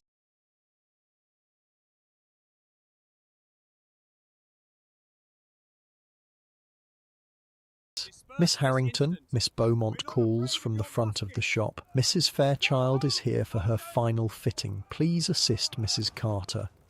You set aside the wire frame you've been covering and move to the front where Mrs. Fairchild waits in a cloud of expensive perfume. The hat you helped create, a confection of green velvet with silk flowers cascading down one side, rests on the counter. Ah, the young woman with the good eye, Mrs. Fairchild says, recognizing you. Tell me honestly, does this suit my complexion as well as you suggested it would? Mrs. Carter shoots you a warning glance. Direct opinions are still not your place, but Mrs. Fairchild is clearly expecting an answer. It complements you beautifully, ma'am, you say carefully. The particular shade of green brings out the warmth in your eyes. Mrs. Fairchild beams, turning to examine herself in the mirror with the hat perched atop her elaborately styled hair. You're quite right. Much better than that dreadful blue my sister-in-law chose. I shall wear this to Lady Montgomery's tea next week, and Charlotte will be positively green herself, with envy. She laughs at her own joke, and you smile politely, helping Mrs. Carter make a small adjustment to the hat's position. The young woman has talent, Mrs. Fairchild comments to Miss Beaumont, who has materialised nearby. You should nurture it. Miss Harrington is coming along quite well, Miss Beaumont agrees with measured praise. We have hopes for her progress. After the customer leaves with her purchase, Miss Beaumont calls you into her office again. Your stomach tightens with anxiety. Have you overstepped again, despite your care? Mrs. Fairchild was very pleased with her hat, Miss Beaumont begins, her expression giving nothing away. She specifically mentioned your contribution. Mrs. Carter deserves the credit, you say quickly. I merely assisted with the smallest details. Indeed, however, your eye for colour and proportion has been noticed. She taps her fingers on her desk, studying you. I believe you're ready for more responsibility. Beginning next week, you'll assist Miss Pierce with design consultations for our middle-tier customers. Your heart skips. Design consultations mean direct customer interaction, a step up from basic construction work, and potentially better pay in the future. "Thank you, Miss Beaumont," you say, trying to keep your voice steady. "I'm grateful for the opportunity." She nods briskly. "Don't disappoint me. You may return to your work now." You float back to your workstation, barely feeling the floor beneath your feet. Annie glances up, raising an eyebrow in question. "Design consultations," you whisper, "with Miss Pierce." Her eyes widen, and she gives you a quick smile before returning to her work. Later, she'll want all the details, but for now, the workroom discipline must be maintained. By evening, the news has spread among the shop's employees. When you leave with Annie, she links her arm through yours, excitedly. "Design consultations after only 6 months," she says. "It took me nearly 2 years to move up from basic construction. Miss Beaumont must see real potential in you." Or Mrs. Fairchild's approval carries more weight than we realise, you suggest, still unable to quite believe your good fortune. Perhaps, but Miss Beaumont isn't easily swayed by customers' opinions. She knows quality work when she sees it. The warm glow of professional recognition carries you all the way back to your lodgings, where you share the news with your housemates. "We should celebrate," Jane declares. "I've been saving a bit of sugar. We could make barley water with lemon." Such a simple treat, but in your world, it's a luxury worth savouring. As the 4 of you sit around the room's small table, sipping the sweet tart drink, Emma raises her cup in a toast to Elizabeth and her swift ascent in the millinery world. Soon she'll be opening her own shop and employing all of us. You laugh, but there's a seed of possibility in the joke. Could you, someday? Women did own businesses in Victorian London, though the challenges were considerable. Still, the thought of a shop with your name on the sign sends a pleasant shiver down your spine. "Speaking of advancement," Jane says, "there's another meeting next week. A woman from Manchester is speaking about the formation of women's trade unions. You should all come." Emma shakes her head. "Mr. Davis already watches us like a hawk. If he heard I was involved with unions, I'd be dismissed on the spot." "That's exactly why unions are necessary," Jane argues. "The arbitrary power employers hold over our livelihoods is unconscionable." Unions were starting to form for many trades in Victorian England, but they were still controversial. Men's unions were becoming more established, but women's unions, those were seen as particularly radical. Women organising for better pay and conditions challenged the whole idea that women should work for the love of it or out of desperate necessity, not as a career with standards and rights. The discussion continues, passionate but good-natured, until Sarah's coughing interrupts. You all turn with concern as she presses a handkerchief to her mouth. "Just the damp," she insists when the spasm passes. "I'm much better, truly." But her face is too pale, and the handkerchief, which she quickly tucks away, bears fresh spots of blood. The doctor's visits have continued, though less frequently, and his expression grows more concerned each time. That night, as you prepare for bed, Jane pulls you aside. "We need to talk about Sarah," she whispers. "The doctor says she shouldn't be working in the shop. All that dust from the fabrics is making her worse. But she can't stop working," you whisper back. "None of us can afford to support her indefinitely." "I know, but there might be another option." Jane glances over to make sure Sarah and Emma are out of earshot. "My uncle has a cottage in Sussex. It's small, just 2 rooms, but it's in the countryside. Clean air, quiet surroundings. He's agreed to let Sarah stay there for a nominal rent, just enough to cover basic maintenance." "That's wonderful," you exclaim softly. "But how would she live? What would she eat?" "That's the challenge," Jane admits. "She'd need some income. I thought perhaps piecework, sewing she could do at her own pace, in good light, with fresh air." The idea has merit. Many women did piecework from home, making gloves, finishing garments, or creating small items that could be sold to shops in London. The pay was even worse than regular employment, but for someone in Sarah's condition, it might be the only viable option. We should ask at the shop, you suggest. Miss Beaumont might know of suppliers looking for pieceworkers. Jane nods. I was hoping you'd say that. Sarah respects you. She's more likely to consider it if you're supportive. The responsibility settles on your shoulders, another small weight in a life already laden with them. Yet strangely, it doesn't feel burdensome. 6 months ago, you were adrift, a woman without purpose or place. Now you're embedded in a network of care and obligation that gives meaning to each day. The next morning, you approach Mrs. Carter during a quiet moment. Of all the senior staff, she's shown you the most kindness, and her connections in the trade are extensive.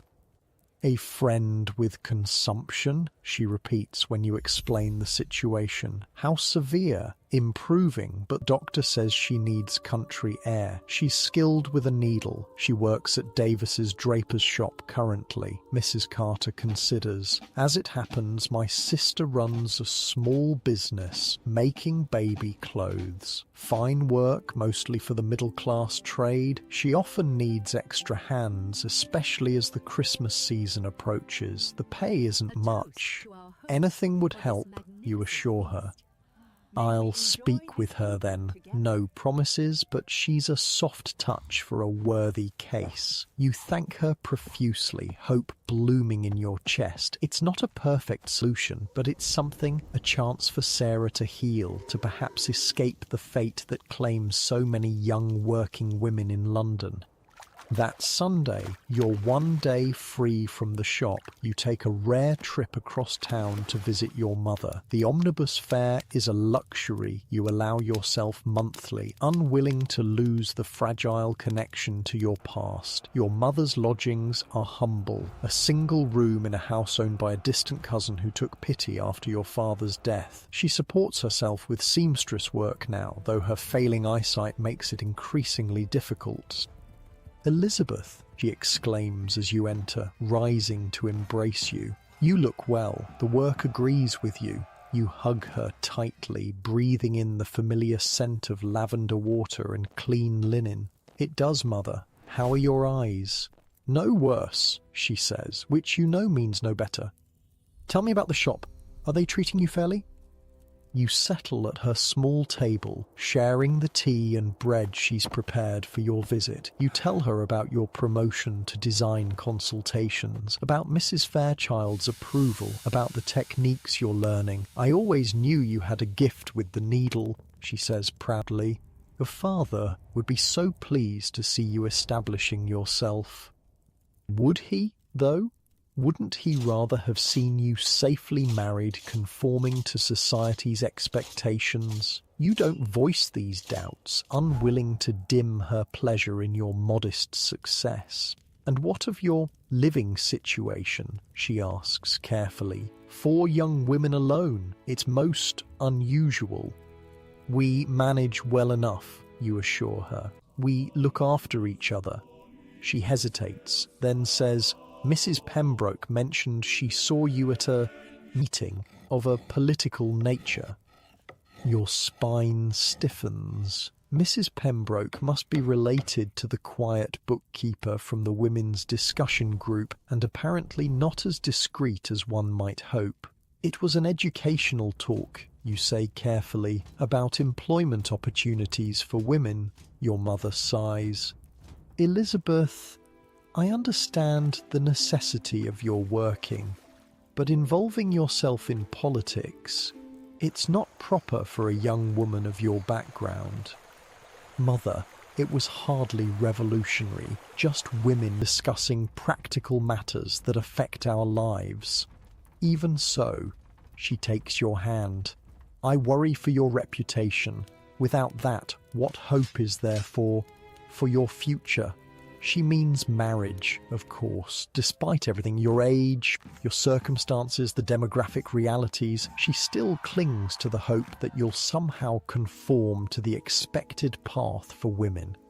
My reputation is intact, you say gently. I'm known as a skilled and dedicated worker, nothing more. She squeezes your hand. You're a good daughter. I just want to see you secure. The familiar guilt washes over you. Your mother sacrificed everything after your father's death to keep you from the workhouse. Your current independence feels almost like a betrayal of her dreams for you. I am secure, you tell her, with more confidence than you feel, more so each day. The visit continues with safer topics, news of family acquaintances, the rising price of coal, a letter received from your brother James, now established in his printing apprenticeship in Manchester. As you prepare to leave, your mother presses a small package into your hands. New gloves, she says. I noticed yours were wearing thin last time.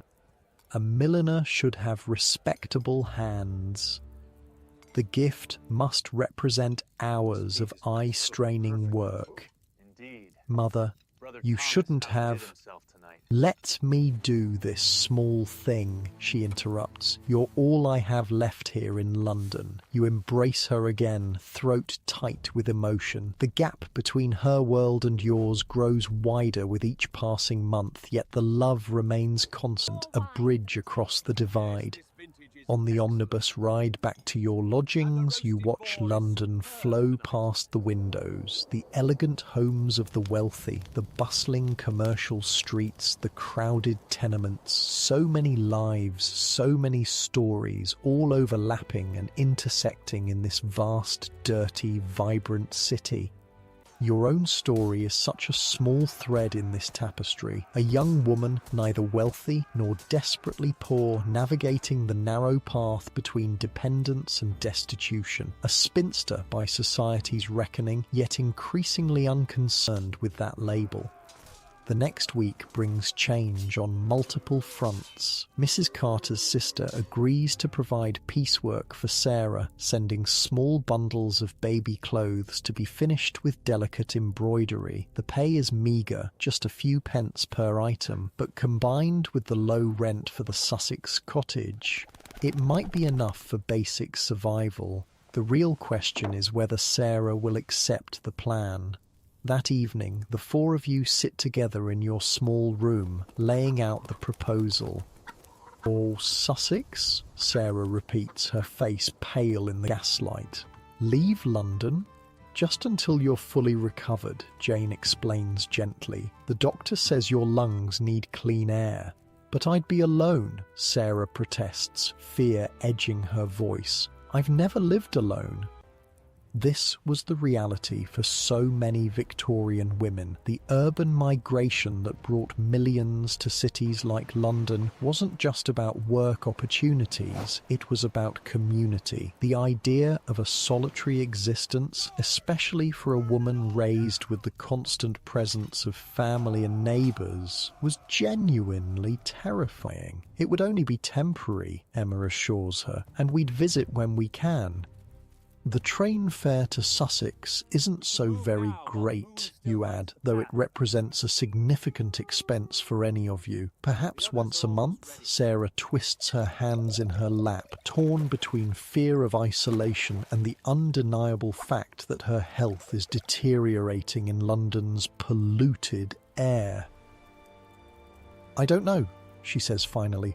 I need time to think. You exchange glances with Jane and Emma, silently agreeing not to press further tonight. The decision must be Sarah's own. At the millinery shop, your new responsibilities begin. Miss Pearce, though still exacting in her standards, proves to be a knowledgeable mentor, teaching you the subtle art of guiding customers toward choices that flatter them while making them believe the ideas were entirely their own. Mrs. Abernathy always chooses purple, regardless of whether it suits her complexion, she murmurs to you before a consultation. Our task is to lead her gently toward the lavender, which is more flattering, while letting her believe she's getting the deep purple she thinks she wants. It's a delicate dance of suggestion and deference, one that requires careful observation of each customer's temperament. Some want to be guided firmly, others respond only to the most subtle hints, and still others must be allowed to make their own choices, even if the results are less than ideal. The work is mentally taxing in a way basic construction was not, but also more engaging. You find yourself studying fashion plates with new attention, analysing the relationship between hat styles and face shapes, colours and complexions. You have a natural eye for it, Miss Pierce comments one afternoon, after a particularly successful consultation with a difficult customer. Not everyone does, you know. Some can master the technical skills, but never develop the aesthetic judgment. Coming from Miss Pierce, this is high praise indeed. You thank her, trying not to show how deeply the compliment affects you. That evening, as you walk home with Annie, she nudges your arm playfully. Soon you'll be taking my place as junior milliner, and I'll be jealous. Lee, you scoff. I've miles to go before I reach your skill level. Perhaps, but you're advancing quickly. Miss Beaumont has noticed. We all have.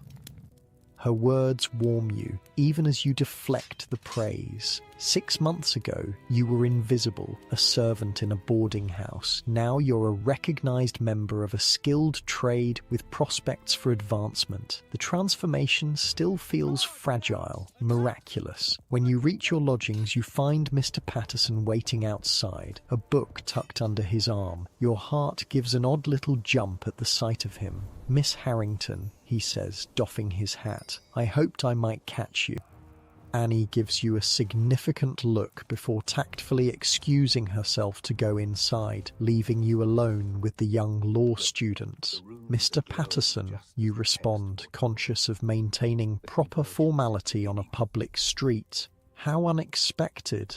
I was passing through the neighbourhood, he explains, though the boarding house where he still lives is nowhere near Greystone Lane. I found this and thought of you. He hands you the book, a collection of essays by Mary Wollstonecraft. Your eyes widen. Wollstonecraft's A Vindication of the Rights of Woman was published in the 1790s, but in Victorian England, her ideas about women's education and equality were still considered quite radical. This is quite a provocative choice, you say carefully, unsure of his intentions. He smiles slightly. I attended a lecture at my law society where her work was referenced. It made me curious. After reading it, I thought you might find it interesting given your circumstances. My circumstances? A woman making her own way in the world, he clarifies. Successfully, by all appearances. You're not entirely sure whether to be flattered or offended. Thank you for thinking of me, you say neutrally, though I'm not sure I have time for political philosophy between my work hours. It's not just political, he insists. It's practical, about education and opportunity. He hesitates, then adds, I've admired the way you've established yourself since leaving the boarding house. It can't have been easy. The compliment catches you off guard. It hasn't been, you admit, but it's been worthwhile. A moment of silence stretches between you, not entirely uncomfortable. Mr. Patterson seems about to say something else when the door opens and Emma appears. Elizabeth, you're needed inside, she says, giving Mr. Patterson a curious glance. Sarah's made a decision about Sussex. I should go, you tell him, tucking the book carefully into your bag. Thank you for the loan. Keep it, he says. It's yours. And perhaps when you've had a chance to read some of it, we might discuss it. Over tea, maybe. Your pulse quickens. Is this a social invitation from a young man of good family to a working milliner? The impropriety is mild. A public tea shop would be acceptable, but the crossing of class boundaries is significant. Perhaps, you say non-committally. Good evening, Mr. Patterson. Inside, your housemates pounce immediately. Who was that? Emma demands. And why was he giving you books? Just a former boarder from Mrs. Wilson's, you explain, feeling your cheeks warm. We sometimes discussed literature. Jane raises an eyebrow. He's handsome and clearly went out of his way to find you.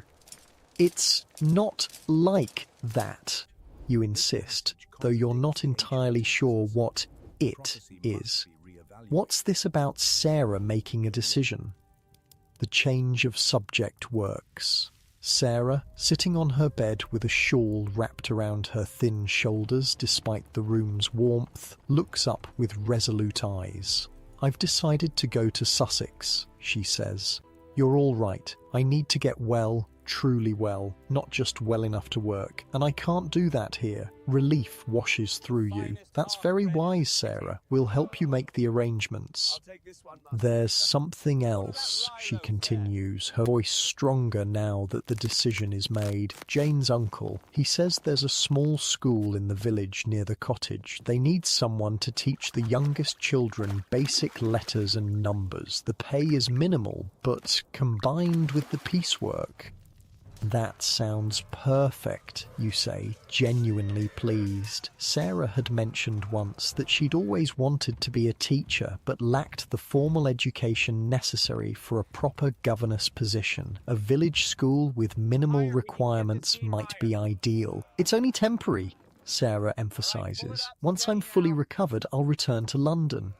You all nod, though privately you wonder if she will. The Sussex cottage represents not just clean air but a different life path. Quieter, perhaps more suited to her gentle nature. London's frenetic pace and harsh conditions might never again seem appealing once she's escaped them. That night, after the others are asleep, you take out the book Mr. Patterson gave you. By the dim light of a candle stub, you read Mary Wollstonecraft's passionate arguments for women's education and rational thinking. Her words, written nearly 70 years earlier, still feel revolutionary. A demand for women to be recognised as thinking beings, not merely ornaments or vessels. What would she make of your life, you wonder? A spinster at 25, working in a traditionally female trade, living independently with other women. Would she see it as progress or merely a different form of limitation? You close the book, extinguish the candle and lie in the darkness, listening to the breathing of your friends. Outside, London continues its nocturnal rumble. Carriages on cobblestones, distant factory whistles, the occasional shout or laugh from late revellers. This is your world now, not the domestic sphere your mother inhabited, nor the married life she still hopes you'll find, but something else, something still taking shape, like a hat form in the millinery shop, gradually acquiring definition and purpose. And despite all its challenges, despite the uncertainty that shadows every decision, you wouldn't trade it. Not yet, not when each day brings new skills, new connections, new possibilities. You drift towards sleep, your mind still circling around Miss Pierce's praise, Mr. Patterson's unexpected gift, Sarah's difficult choice, your mother's conflicted pride. So many threads pulling in different directions, weaving the complex fabric of your life as a Victorian spinster. Not a failure, not an object of pity, but a woman standing on her own feet in a world that never expected her to. A year passes, marked by the rhythms of the millinery shop, the spring rush of new styles, the summer lull, the autumn revival, the winter flurry of holiday orders. London's seasons blend into one another through fog and rain and rare, precious days of sunshine. And with time, the once strange becomes familiar. Your hands move with confidence now, creating shapes from wire and fabric, transforming flat materials into dimensional art. Your voice no longer trembles when you offer suggestions to customers. Your wages have increased again, 3 shillings per week now, enough to occasionally buy a second-hand book or send a small package of tea to Sarah in Sussex. You've moved up in the shop's hierarchy too. When Miss Walsh left to marry a clockmaker from Manchester, Miss Beaumont surprised everyone by promoting you to junior milliner, skipping over 2 girls with more seniority. She earned it, you overheard Mrs. Carter tell a disgruntled colleague. The girl has more natural talent than either Thompson or Davis, and she works twice as hard. The position brings new responsibilities, training newcomers, handling more complex designs, dealing directly with the mid-tier clientele who make up the bulk of the shop's business. It also means you have a small workstation of your own rather than sharing the long communal table, a physical manifestation of your elevated status. This March morning, you're carefully pinning silk roses to a straw bonnet when Miss Beaumont approaches. Your heart still skips whenever she singles you out, conditioned by years of expecting criticism from authority figures. "Miss Harrington," she says, her voice as precise as her impeccable appearance. "Mrs. Fairchild has requested you specifically for her spring order. She was most impressed with your work on her winter hat." Pride blooms in your chest, though you keep your expression properly modest. "I'm honoured, Miss Beaumont. Will she be coming in today?" "Next Tuesday at 2. She mentioned she'll be bringing her niece as well, recently arrived from the country and in need of a proper London wardrobe. I'll prepare some design options before her arrival." Miss Beaumont nods, almost smiling. "See that you do. Mrs. Fairchild's patronage is valuable to us, and her approval carries weight among her circle." After she walks away, you allow yourself a small, private smile. These moments of recognition still feel miraculous, evidence of how far you've come from the invisible boarding house assistant of last year. That evening, as you leave the shop, a familiar figure waits across the street. Mr. Patterson, now a qualified junior clerk at a respectable law firm. Your relationship has evolved into something neither of you quite define. Not courtship exactly, but more than mere acquaintance. Once a month or so, he appears like this, suggesting a walk through a nearby park or, on special occasions, tea at a modest but respectable establishment.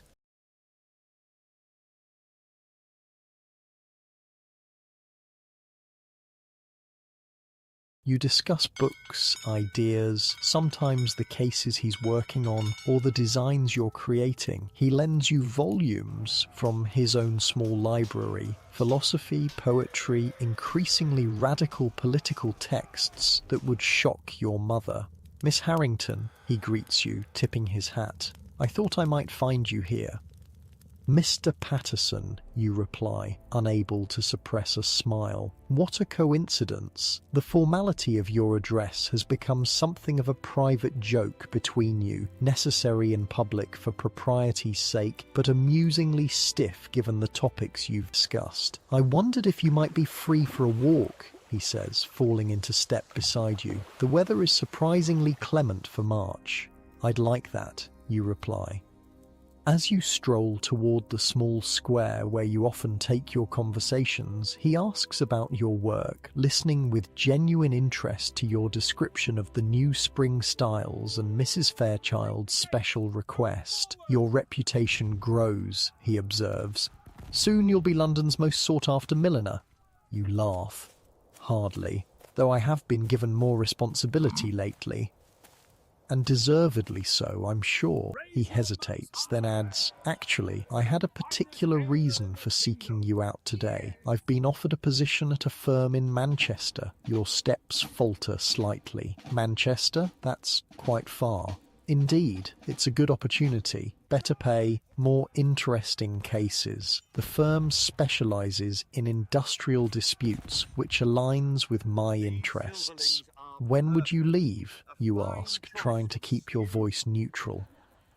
End of the month. The timing is somewhat precipitous, but such opportunities don't arise often for junior clerks. You nod, unsure how to respond. Mr. Patterson has become a fixture in your new life, a connection to intellectual ideas beyond the millinery shop, a reminder that you exist as more than just a worker.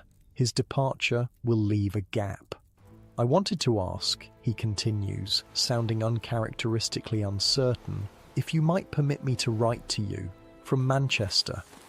The request catches you off guard. Letter writing suggests a level of intimacy beyond your current arrangement, yet the idea pleases you more than you expected. I think I would like that, you say carefully. He smiles, visibly relieved. Excellent. I valued our conversations greatly, Miss Harrington. I would hate to lose them entirely. As have I, Mr. Patterson. The walk continues, conversation shifting to safer topics, a new exhibition at the British Museum, the increasing omnibus routes throughout London, the unseasonable warmth, but underneath runs a current of something undefined, a recognition of something ending, and perhaps something else beginning. When you part ways an hour later, he takes your hand briefly, a liberty, but not a shocking one between friends of long acquaintance. Until next time, Miss Harrington.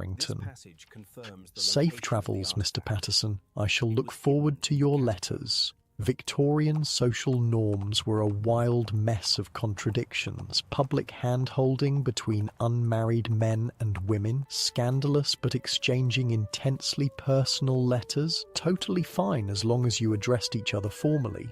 Chaperoned courtship with careful distance, required lending a woman radical feminist literature, no problem apparently.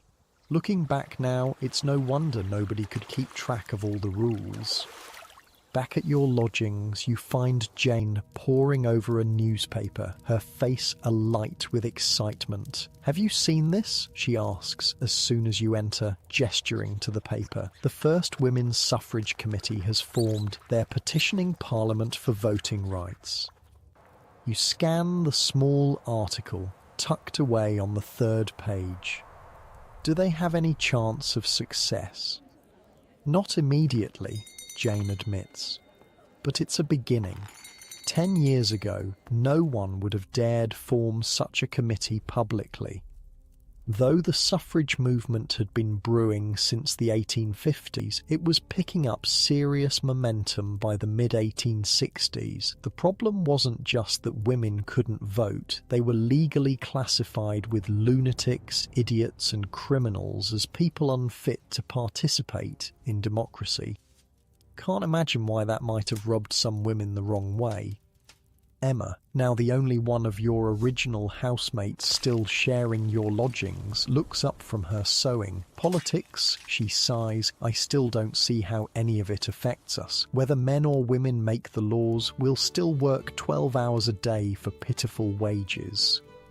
That's precisely why it matters, Jane counters. With the vote comes power to change those conditions.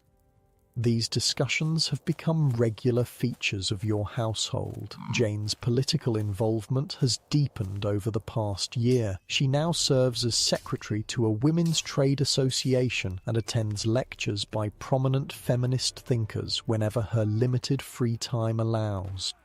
You find yourself increasingly drawn to these ideas, though more cautiously than Jane. Your position at the millinery shop is too precious to risk with radical associations, yet the argument for women's greater participation in public life resonate deeply with your daily experiences. A letter came for you, Emma says, changing the subject. She hands you an envelope addressed in a now familiar hand, Sarah's careful script. You open it eagerly. Sarah's letters from Sussex have become monthly fixtures, chronicling her life in the small village where she now teaches at the local school. Dear friends, you read aloud for all to benefit. The spring has arrived early here, with daffodils already appearing in the cottage garden. My health continues to improve. Dr. Miller says my lungs sound clearer each month, and I haven't had a serious coughing episode in nearly 6 weeks. The letter continues with news of her pupils, the local vicar's new wife, the piecework that supplements her meagre teaching income. Her words paint a picture of a life different from but no less meaningful than yours in London. Quieter, perhaps, but with its own satisfactions. She sounds content, Emma observes when you finish reading. I never thought our Sarah would adapt to country life. Necessity makes adaptable creatures of us all, Jane says, but without bitterness. At least she's regaining her health. You fold the letter carefully, thinking of Sarah's journey from desperately ill shop girl to rural school teacher, another path none of you had imagined a year ago. The next day at the shop, you're sketching design options for Mrs. Fairchild when Miss Beaumont approaches, accompanied by a slight young woman you don't recognise. Miss Harrington, this is Miss Clark. She's joining us as an apprentice and will be working under your supervision. You set aside your sketches, studying the new girl. She can't be more than 16, with the wide-eyed look of someone fresh from the countryside. Her dress is neat, but clearly homemade, her hands already showing signs of household labour. Welcome to Beaumont Millinery, Miss Clark, you say, remembering your own first day with painful clarity. Have you worked with a needle before? Yes, miss, she replies, her accent marking her as from somewhere in the north. I did all the sewing for my family back home. 6 younger siblings, miss. That's excellent experience, you tell her, gesturing for her to sit at the workstation adjacent to yours. We'll start with basic stitches to ensure your technique meets our standards. As you guide Miss Clark through her first tasks, you find yourself repeating phrases you once heard from Mrs. Carter and Miss Pierce, correcting her posture, demonstrating the proper tension for different fabrics, explaining the shop's standards and hierarchies. When did you become the experienced one, the authority? The transformation has been so gradual you hardly noticed it happening, but here you are, teaching rather than learning, guiding rather than following. There's power in this role, you realise, not just over Miss Clark's immediate tasks, but over how she experiences her entry into this world. You can make it as harsh or as supportive as you choose. That's well done, you tell her when she completes her first sample stitches. You have a natural steadiness to your hand. Now try this finer silk. It requires a lighter touch. By day's end, Miss Clark has proven herself a quick study, her northern stoicism serving her well through the demanding hours and exacting standards. As you both prepare to leave, she looks at you with undisguised admiration. Thank you for your patience today, Miss Harrington. Mrs. Wilson at the boarding house said I was lucky to be assigned to you rather than Miss Pierce. The mention of Mrs. Wilson startles you. You're staying at Wilson's boarding house on Marylebone Road? Yes, miss. Do you know it? You almost laugh at the question. I worked there before coming to the millinery. Mrs. Wilson was my employer. Miss Clark's eyes widen. Truly, she didn't mention that, only that a former assistant had done well for herself at Beaumont's. Well, for yourself. The phrase echoes in your mind as you walk home. Is that how Mrs. Wilson sees your journey? As success rather than desertion? The thought warms you unexpectedly. The following Tuesday, Mrs. Fairchild arrives for her appointment, trailing a fashionably dressed young woman you assume is the country niece in need of a London wardrobe. Miss Harrington, Mrs. Fairchild greets you warmly. This is my niece, Miss Eleanor Fairchild. She's in desperate need of your expertise. Country fashions are hopelessly behind, and she's to be presented at Lady Harrington's musical evening next week. You lead them to the consultation area, where you've arranged several design options based on the latest spring fashion plates and your knowledge of Mrs. Fairchild's preferences. As you discuss possibilities, you notice Miss Eleanor studying you with curious intensity. During a moment when her aunt is examining trim options, she leans forward slightly. "Our aunt says you're quite remarkable," she murmurs, voice pitched for your ears only. She says you've risen from nothing to become a skilled artisan through your own merit. You maintain your professional smile, unsure how to respond to this assessment of your life journey. "Your aunt is very kind."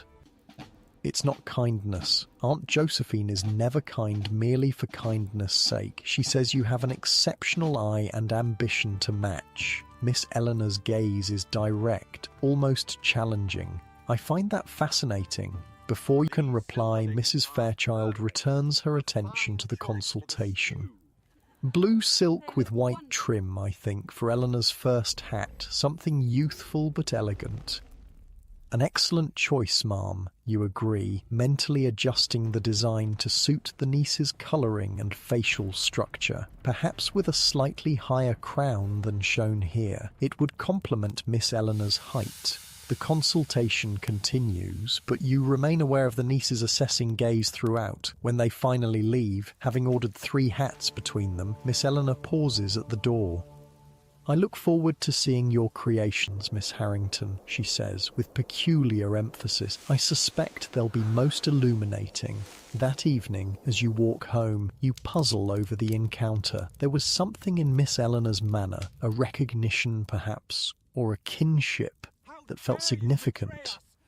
The city streets are unusually pleasant in the spring dusk, the worst of the coal smoke dissipated by a gentle breeze. Workers stream from factories and shops, their days ended, their brief hours of freedom beginning. Among them are hundreds of women like you. Milliners, seamstresses, shop girls, factory workers, each with her own story, her own delicate balance of independence and security. You pass a newspaper boy shouting headlines about the suffrage petition, about labour unrest in the north, about the expanding railway system connecting Britain's industrial cities. The world is changing, gradually but undeniably, and women's places within it are changing too. At your lodgings, a letter awaits, not from Sarah this time, but from your brother James in Manchester. The sight of his handwriting brings an immediate smile. Though you exchange letters only every few months, the connection remains important, a thread binding you to your diminished family. "Dear Lizzie," he writes, using the childhood nickname only he still employs, "I trust this finds you well and thriving in your millinery endeavours. Mother writes that you've advanced in position. I'm not surprised, as you always had the steadiest hands of any of us." He continues with news of his own progress in the printing trade, having recently been promoted to compositor, setting type for a small but respectable newspaper. Then comes an unexpected paragraph. "A curious coincidence. A new clerk has joined the legal firm that handles our newspaper's affairs. A Mr. Patterson recently arrived from London. In conversation, he mentioned knowing a milliner named Miss Harrington. I inquired further and determined it must indeed be you he spoke of. He speaks most highly of your intellect and character. I find myself wondering about the nature of your acquaintance, as he seemed particularly interested when I revealed our connection." You feel your cheeks warm as you read this, aware of Emma watching you with raised eyebrows. "News from Manchester?" she asks innocently. "Just James," you reply, folding the letter. "He's been promoted at the printing house." She nods, tactfully not pressing for more, though her expression suggests she's noted your blush. Later, in the quiet of the evening, as Emma works on mending and Jane has yet to return from a meeting, you reread James's letter, lingering on the mention of Mr. Patterson. So he's arrived safely in Manchester and already mentioned you to your brother. The thought produces a strange fluttering in your chest, not entirely comfortable, but not unpleasant either. You should respond to both James and Sarah soon, perhaps Mr. Patterson as well, now that you know he's settled in his new position. So many connections stretching across distance, binding your present to both past and possible futures. The next morning, Miss Clark arrives at the shop visibly distressed, her eyes red-rimmed and her hands trembling. "What's happened?" you ask, drawing her aside before Miss Beaumont can notice her state. "It's Mrs. Wilson," she whispers. "She's selling the boarding house. We all received notice last night. We have a month to find new lodgings." The news hits you with unexpected force. Mrs. Wilson's boarding house has been a fixture in your mental landscape, the place where your independent journey began. The idea of it changing hands, perhaps even changing purpose, feels like the removal of a cornerstone. "Did she say why?" you ask, guiding Miss Clark to your workstation where you can speak privately while appearing to be reviewing designs. Her sister in Bath has fallen ill. She's going to care for her and doesn't want the responsibility of the house from a distance. Miss Clark twists her hands anxiously. "I don't know where I'll go. The other boarding houses nearby are either too expensive or not respectable." You recognize the genuine fear beneath her words. For a young woman alone in London, safe lodging is the difference between security and desperate vulnerability. "Let me think," you say, your mind already turning over possibilities. "There might be a spare room in the house where I lodge. It would mean sharing with others, but the landlord is fair and the location is convenient to the shop." "Truly?" Hope brightens her face. "You'd help me inquire about it." "Of course," you assure her, surprising yourself with how automatically the offer comes. A year ago, you were the one in desperate need of guidance. Now you're in a position to extend that same lifeline to another. The wheel turns, you think, each of us moving from helplessness to capability, if we're fortunate, from receiving to giving, from isolation to community. That night, you write 3 letters to Sarah in Sussex, to James in Manchester, and after some hesitation to Mr. Patterson. Each represents a different facet of your expanding world, a different possible path extending from your present circumstances. To Sarah, you send news of the shop, of Jane's political activities, of the suffrage committee's formation. To James, you express pride in his promotion and casually inquire after his impression of Mr. Patterson. And to Mr. Patterson himself, you write a carefully worded letter that maintains propriety while expressing genuine interest in his new position and life in Manchester. As you seal the envelopes, you think about the woman you were a year ago, terrified but determined, stepping into an unknown future. That future has become your present, with its own challenges and satisfactions. Not the life your mother envisioned for you, certainly. Not the conventional path of marriage and domestic duties. Not even the desperate subsistence many predicted for surplus women unable to secure husbands. Instead, you found something else, a life built on skill and community, on meaningful work and chosen connections, a life that belongs wholly to you. Outside, London continues its ceaseless motion. Carriages and carts, factories and shops, millions of lives intersecting in the vast, grimy, vibrant metropolis. Among them, thousands of women like you are creating new patterns of existence, finding ways to thrive in the narrow spaces society allots them. You are a Victorian spinster, unmarried at 26, supporting yourself through skilled labour, living independently among other women. Society may still view this as failure or misfortune, but as you prepare for bed in your small but private corner of a shared room, surrounded by books and letters and evidence of growing connections, you know better.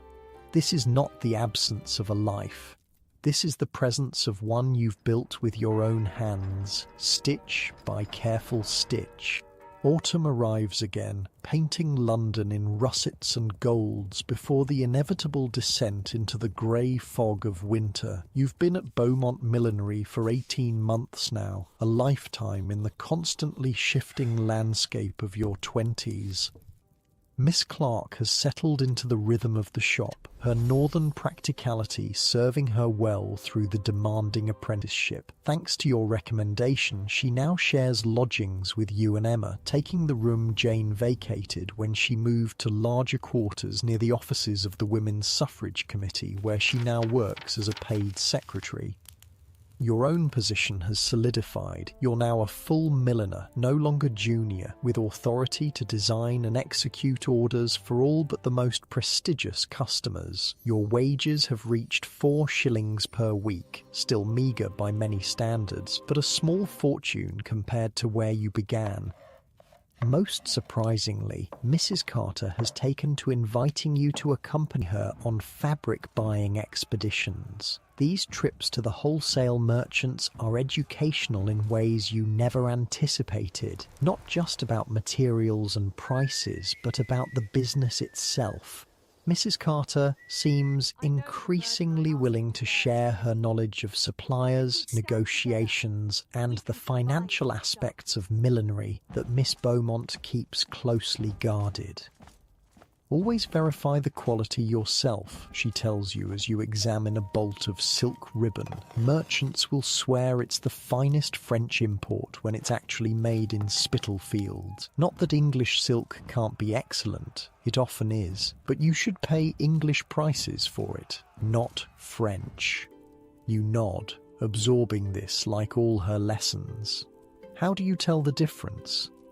Look at the weave here, see how it catches the light? French silk has a particular sheen, and the selvage, the French market differently. Little things, but they matter when you're paying by the yard. The trip yields not just materials for the shop, but another piece in your growing understanding of how the business operates. Each such expedition feels like being handed a key to a locked room, revealing more of the mechanisms behind the elegant hats that grace London's fashionable heads. Back at the shop, a letter awaits, the familiar Manchester postmark that still quickens your pulse slightly. Mr. Patterson's correspondence has become a regular feature of your life, arriving every 2 weeks with reassuring consistency. His letters have evolved over the months, from rather formal accounts of his new position to more personal reflections on his life in Manchester, the cases he's working on, and increasingly his thoughts on a range of topics, from the latest scientific discoveries to the growing movement for women's suffrage. You tuck the letter into your pocket for later, but the awareness of it lingers as you return to your workstation. There, Miss Beaumont has left a note requesting your presence in her office at the end of the day. Such summonses are rare and usually significant, leaving you to wonder what might prompt it as you complete your day's work. When the shop closes and the other women depart, you knock on Miss Beaumont's office door with a mixture of curiosity and apprehension.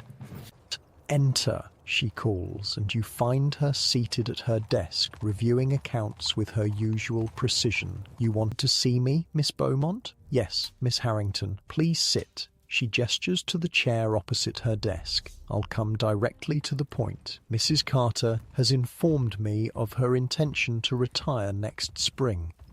The news startles you. Mrs. Carter, with her steady hands and encyclopedic knowledge of millinery techniques, has seemed as permanent a fixture of the shop as the wooden counter or the brass bell above the door. I wasn't aware she was considering retirement, you manage.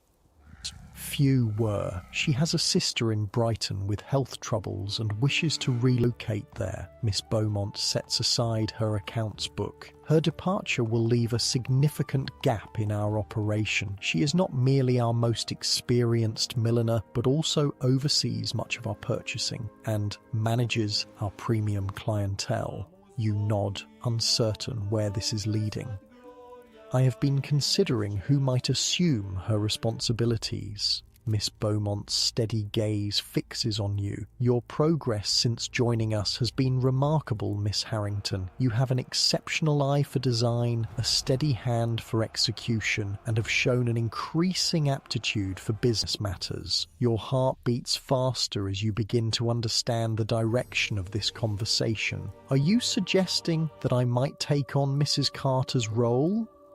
Perhaps not all aspects immediately, but yes, with appropriate mentoring over the next 6 months, I believe you could assume most of her duties. The offer is more than you ever imagined possible when you first entered the shop as a nervous apprentice. To become the shop's senior milliner at 26, a position typically held by women a decade older with far more experience. I'm honoured by your confidence, you say carefully, and very interested in the opportunity.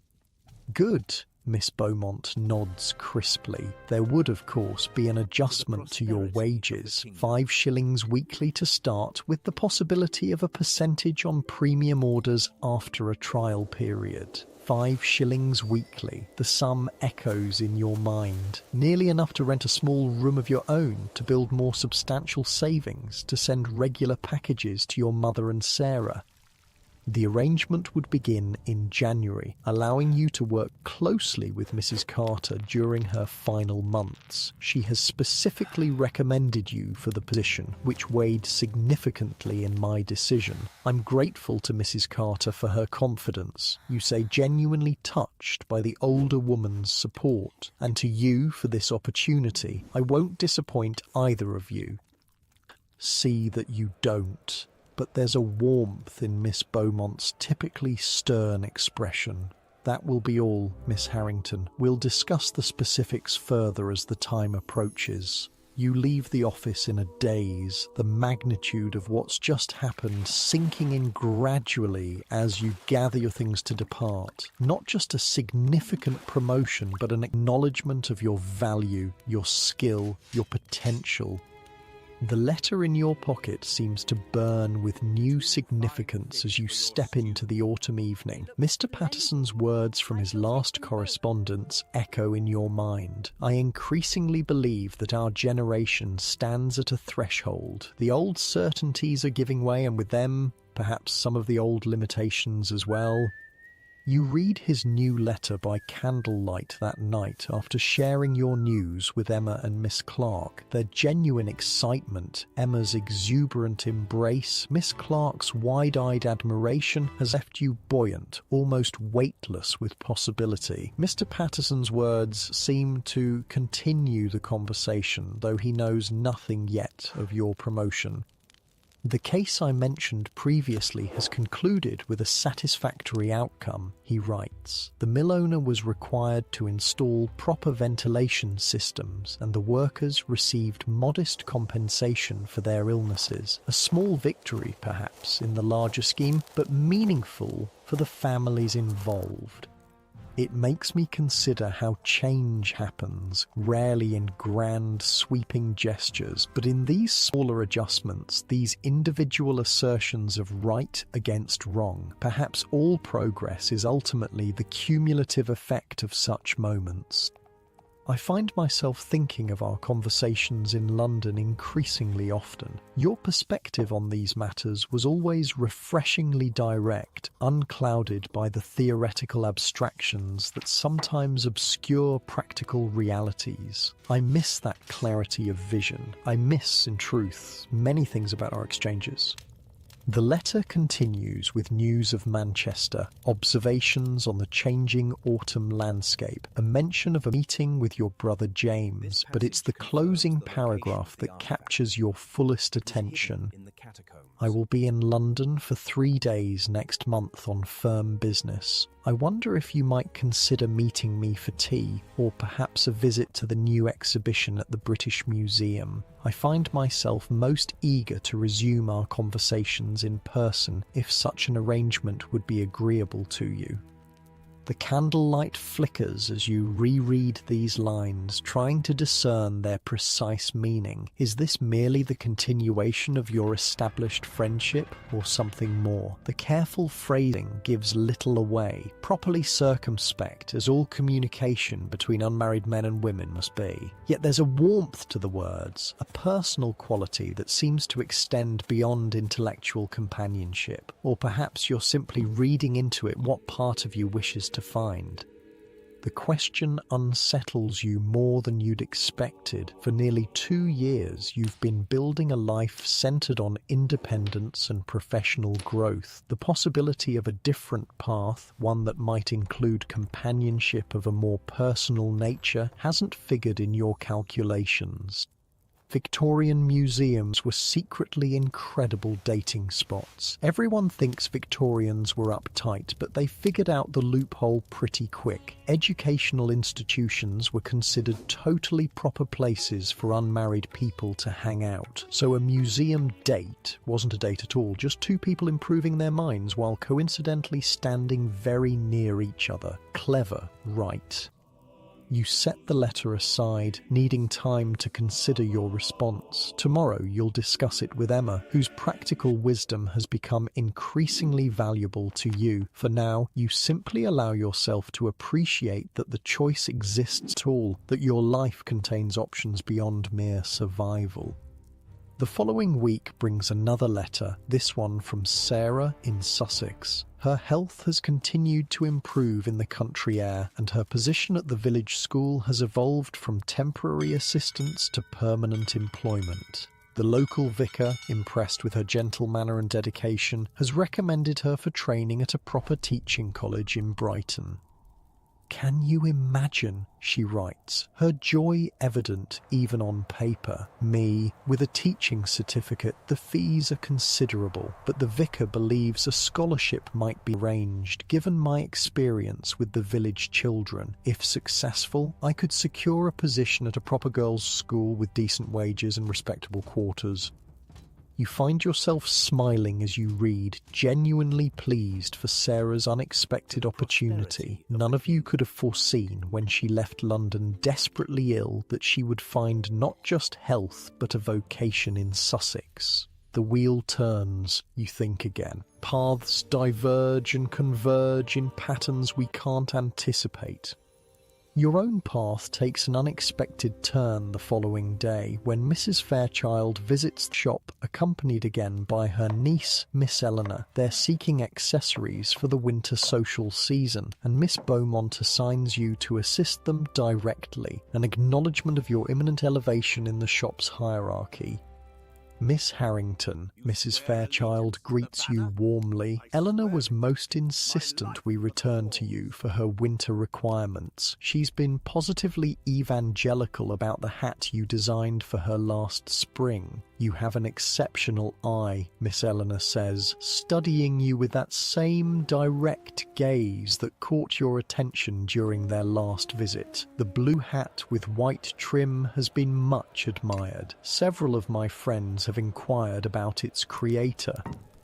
I'm gratified to hear it was satisfactory, you reply, professional pride warming your cheeks. What sort of piece did you have in mind for winter? As you consult with them on designs appropriate for the cold season, Miss Eleanor continues to observe you with particular interest.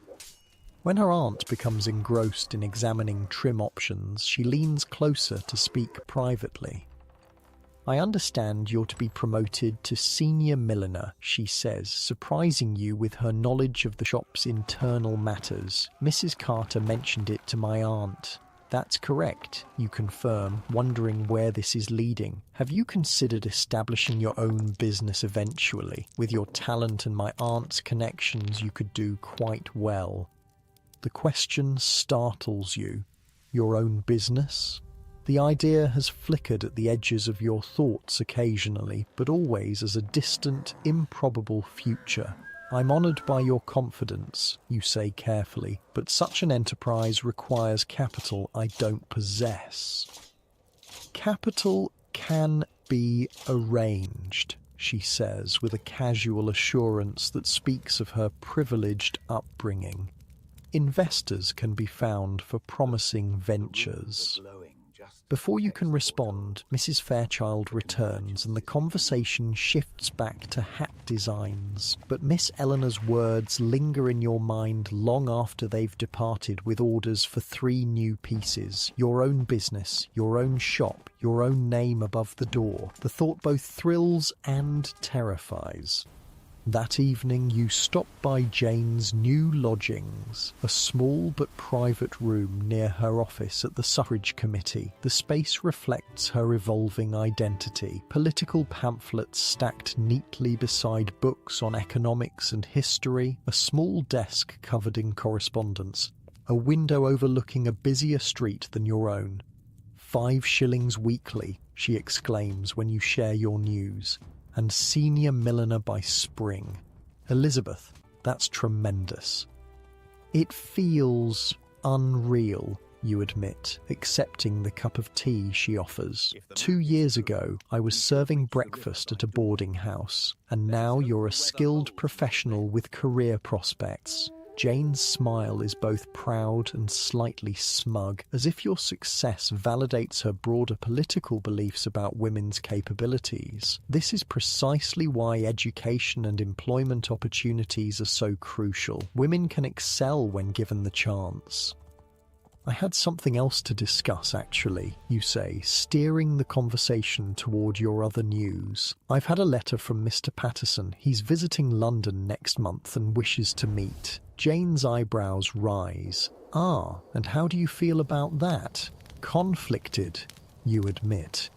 We've maintained a correspondence for nearly a year now. His letters are thoughtful, engaging. He respects my opinions, shares his own without condescension, but you've built a life that doesn't depend on a man, Jane finishes for you, and you're wondering if pursuing a deeper connection might threaten that independence.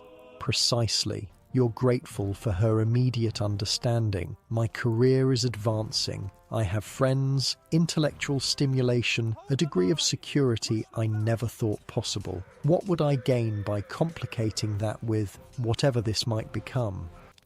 What indeed? Jane sips her tea contemplatively, though I would point out that independence doesn't necessarily preclude companionship. One can maintain autonomy while sharing aspects of life with another, if that other person truly respects one's separate identity. Is that possible, do you think? Truly possible? Not just theoretically? You think of your mother's marriage, loving but entirely defined by traditional roles and expectations. I believe it must be, or we're working toward a rather lonely future. Jane's expression grows serious. The question is whether Mr. Patterson is the sort of man capable of such an arrangement.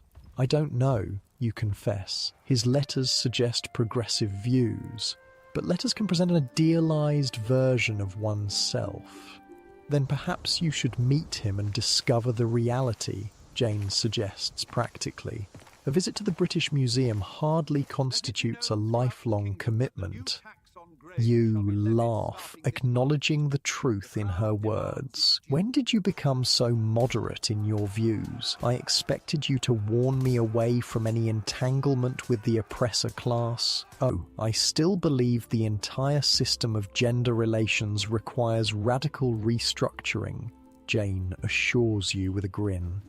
But I also believe in individual happiness within the constraints of our present reality. We can work to change the system while still finding moments of joy where possible. You leave Jane's lodgings with a lighter heart, her practical wisdom having cut through your tangled thoughts. You'll meet Mr. Patterson when he visits, not with any predetermined outcome in mind, but simply to continue a connection that has brought value to your life.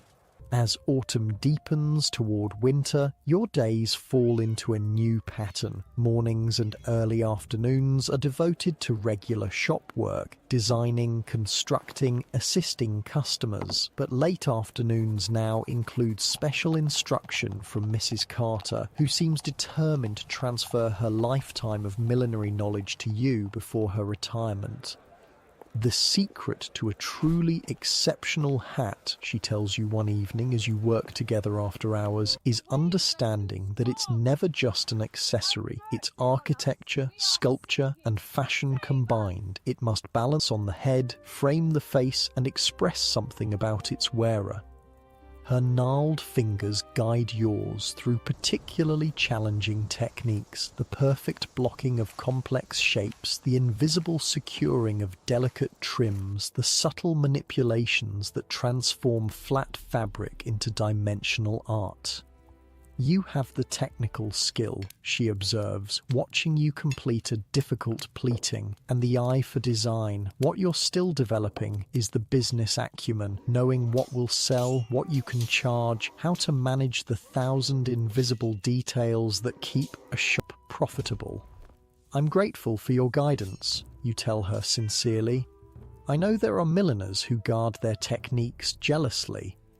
She snorts softly. What good is knowledge hoarded? I've no daughters to pass my skills to. Better they live on in your hands than die with me. There's something poignant in her matter-of-fact statement. Mrs. Carter represents a different type of spinster, an older generation who perhaps had fewer choices, fewer opportunities for community beyond the traditional family structure. Yet she's created a legacy nonetheless, through her art and her willingness to transmit it.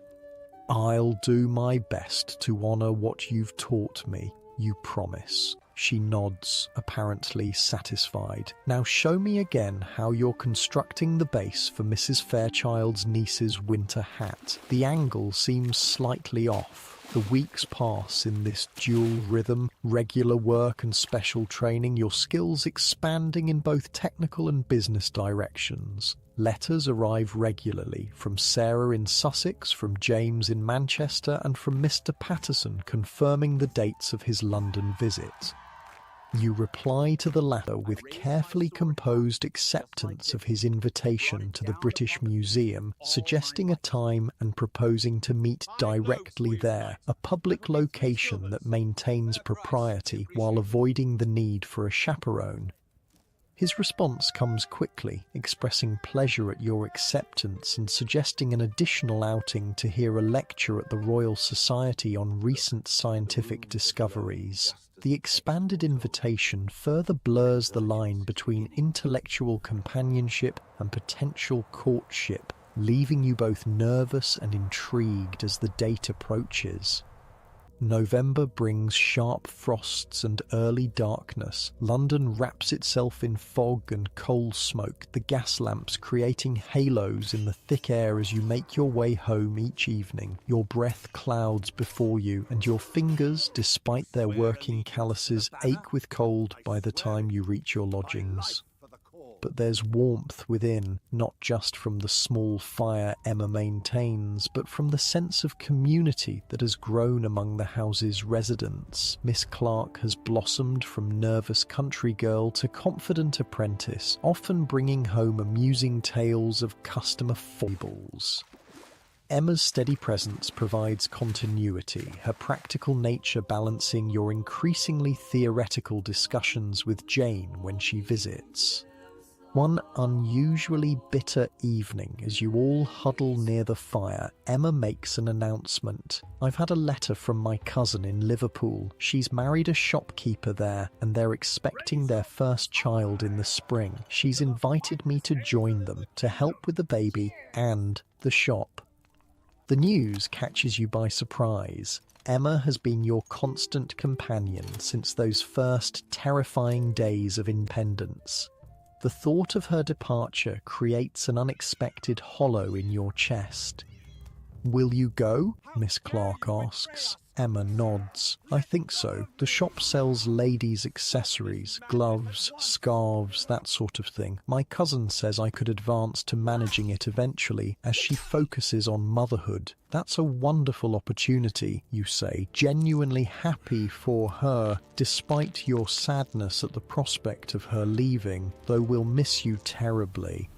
"It won't be until February," she assures you. "And I'll write, of course, but I'm nearly 28 now. This might be my best chance for something different." Something different. The phrase echoes your own thoughts of late. Your life has stabilized into something respectable, comfortable even, despite its limitations. Yet there remains a restlessness, a sense of unrealized possibility. Miss Eleanor's words return to you. "Have you considered establishing your own business?" The idea no longer seems as impossibly distant as it once did. With your promotion to senior milliner, with Mrs. Carter's intensive training, with connections to customers like Mrs. Fairchild and her circle, perhaps it's not entirely beyond reach. That night you draft a careful letter to Miss Eleanor, inquiring hypothetically, of course, about the nature of the investment arrangements she hinted at. It's merely an exploration, you tell yourself. Information gathering, no commitment. Yet, as you seal the envelope, you feel a small thrill of possibility. Your life as a Victorian spinster continues to evolve in ways you never imagined when you first left the boarding house. Not just survival, but growth. Not just independence, but potential prosperity. Outside your window, London sleeps beneath its blanket of fog, a city of both crushing limitation and boundless opportunity, and somewhere within it your future takes shape, stitch by careful stitch, choice by deliberate choice. The British Museum looms before you, its grand columns stark against the December sky. You hesitate at the bottom of the steps, adjusting your gloves, your mother's gift, now slightly worn but still respectable. Your best dress, carefully refreshed with new trim and a cleaned collar, feels simultaneously too formal and not fine enough for this meeting that hovers in the uncertain territory between friendship and something more. You're early, deliberately so, to give yourself time to settle your nerves. The museum's great hall swallows visitors in its cavernous space, making even the well-dressed crowd seem small and temporary against the ancient artifacts surrounding them. Miss Harrington. The voice behind you is familiar from countless conversations in London parks and tea shops, yet somehow different after months of existing only as written words. You turn to find Mr. Patterson removing his hat, a smile warming his serious face. "You came?" he says, as if there had been real doubt.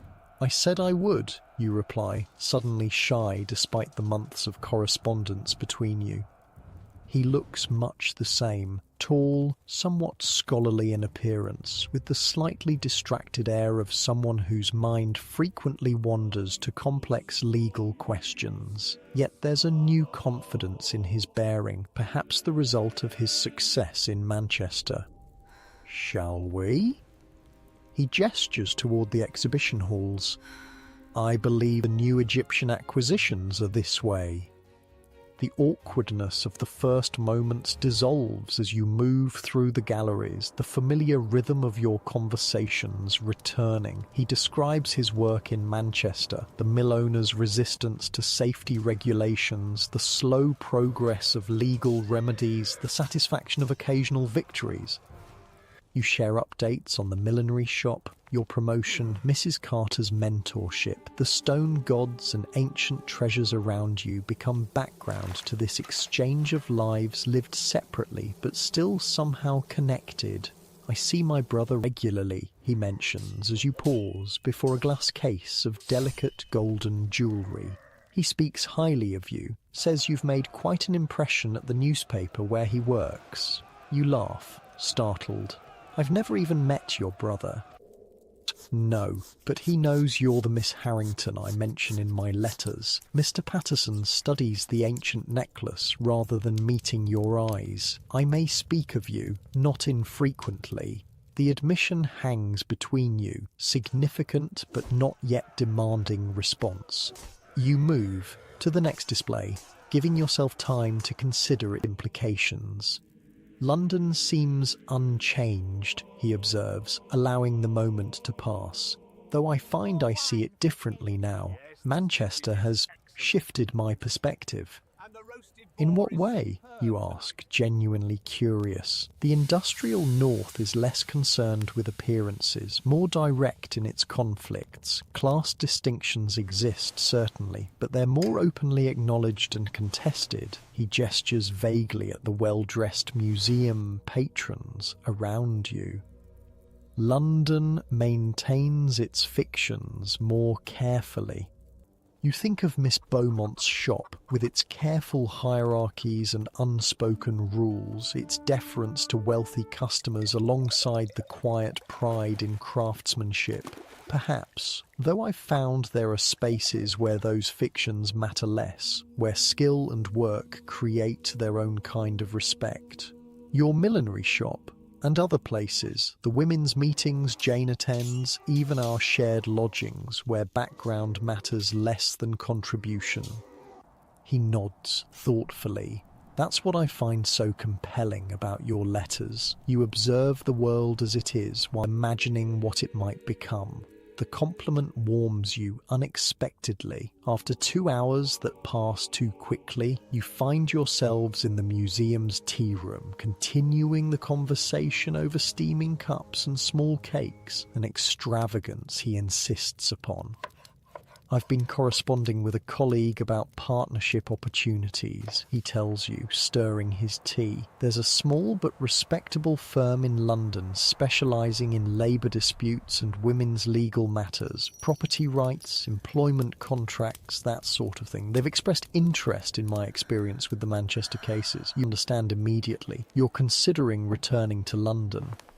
I am. His eyes meet yours directly. There would be practical advantages. The London courts handle precedent-setting cases. The firm has connections to reform-minded MPs. A pause. And there are personal considerations as well. The implication is clear, though still carefully phrased. You look down at your tea, organising your thoughts. Mr. Patterson. James, he interrupts gently. After all this time, perhaps we might use our given names, at least in appropriate settings. The request represents a small but significant shift in your relationship, a move toward greater intimacy but still within the bounds of propriety. James, you concede, finding the name strange on your tongue after so many months of formal address. I value our friendship immensely. Your letters have been a source of intellectual stimulation and personal connection during a period of significant change in my life, as yours have been for me. His expression is earnest, attentive, but my circumstances remain complicated. I'm establishing myself professionally. I have responsibilities to others, my mother, my friends. Any deepening of our acquaintance would need to accommodate those realities. He nods, unsurprised by your caution. I would expect nothing less. I admire your independence, Elizabeth. I have no wish to diminish it. The use of your given name sends an unexpected shiver through you. How odd that such a small thing, the simple sound of your name in his voice, should affect you so strongly. Then we understand each other, you say, fighting to keep your voice steady. I believe we do. His smile returns. Now, will you join me for the lecture at the Royal Society tomorrow? The speaker is addressing recent astronomical discoveries that challenge our understanding of the universe's age. The shift to safer intellectual territory comes as a relief. I would enjoy that very much. As you part outside the museum, he takes your hand briefly, a liberty but a small one. Until tomorrow, Elizabeth. Until tomorrow, James. You walk home through the winter dusk, London's gas lamps creating pools of light in the gathering darkness. Your mind replays the conversation, examining it from all angles like a complex hat design. Not quite a declaration, not merely friendship, a possibility carefully presented for your consideration.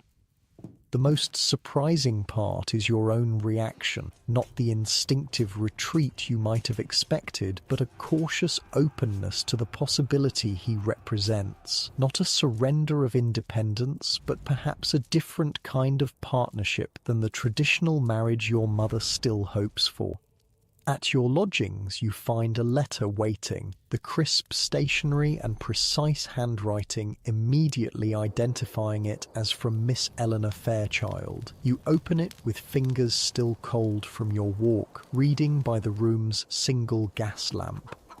"Dear Miss Harrington," she writes, "I was most pleased to receive your inquiry regarding potential business arrangements. I believe a conversation on the matter would be more productive than correspondence. Might you be available to take tea at my aunt's home on Thursday next?" Mrs. Fairchild is eager to discuss certain ideas we have been considering regarding the millinery trade in London. The letter continues with practical details, address, time, assurances of discretion. You read it twice, noting its careful phrasing. This is not merely social courtesy. There is genuine business intent behind the invitation. Two paths potentially opening before you, one personal, one professional, both unexpected, both representing departures from what you had imagined for yourself as a Victorian spinster making your way alone. The following day brings your regular lessons with Mrs. Carter, who notices your slight distraction as you practice a particularly demanding trim technique. "Your mind is elsewhere today, Miss Harrington," she observes, not unkindly. "The silk is feeling your inattention." You flush, embarrassed at being caught daydreaming like an apprentice. "I apologize, Mrs. Carter. I have some decisions to consider." She studies you with shrewd eyes that have observed decades of women's lives. Business or personal? Both, actually, you admit, resuming your work with renewed focus. Potentially significant ones. She nods, unsurprised.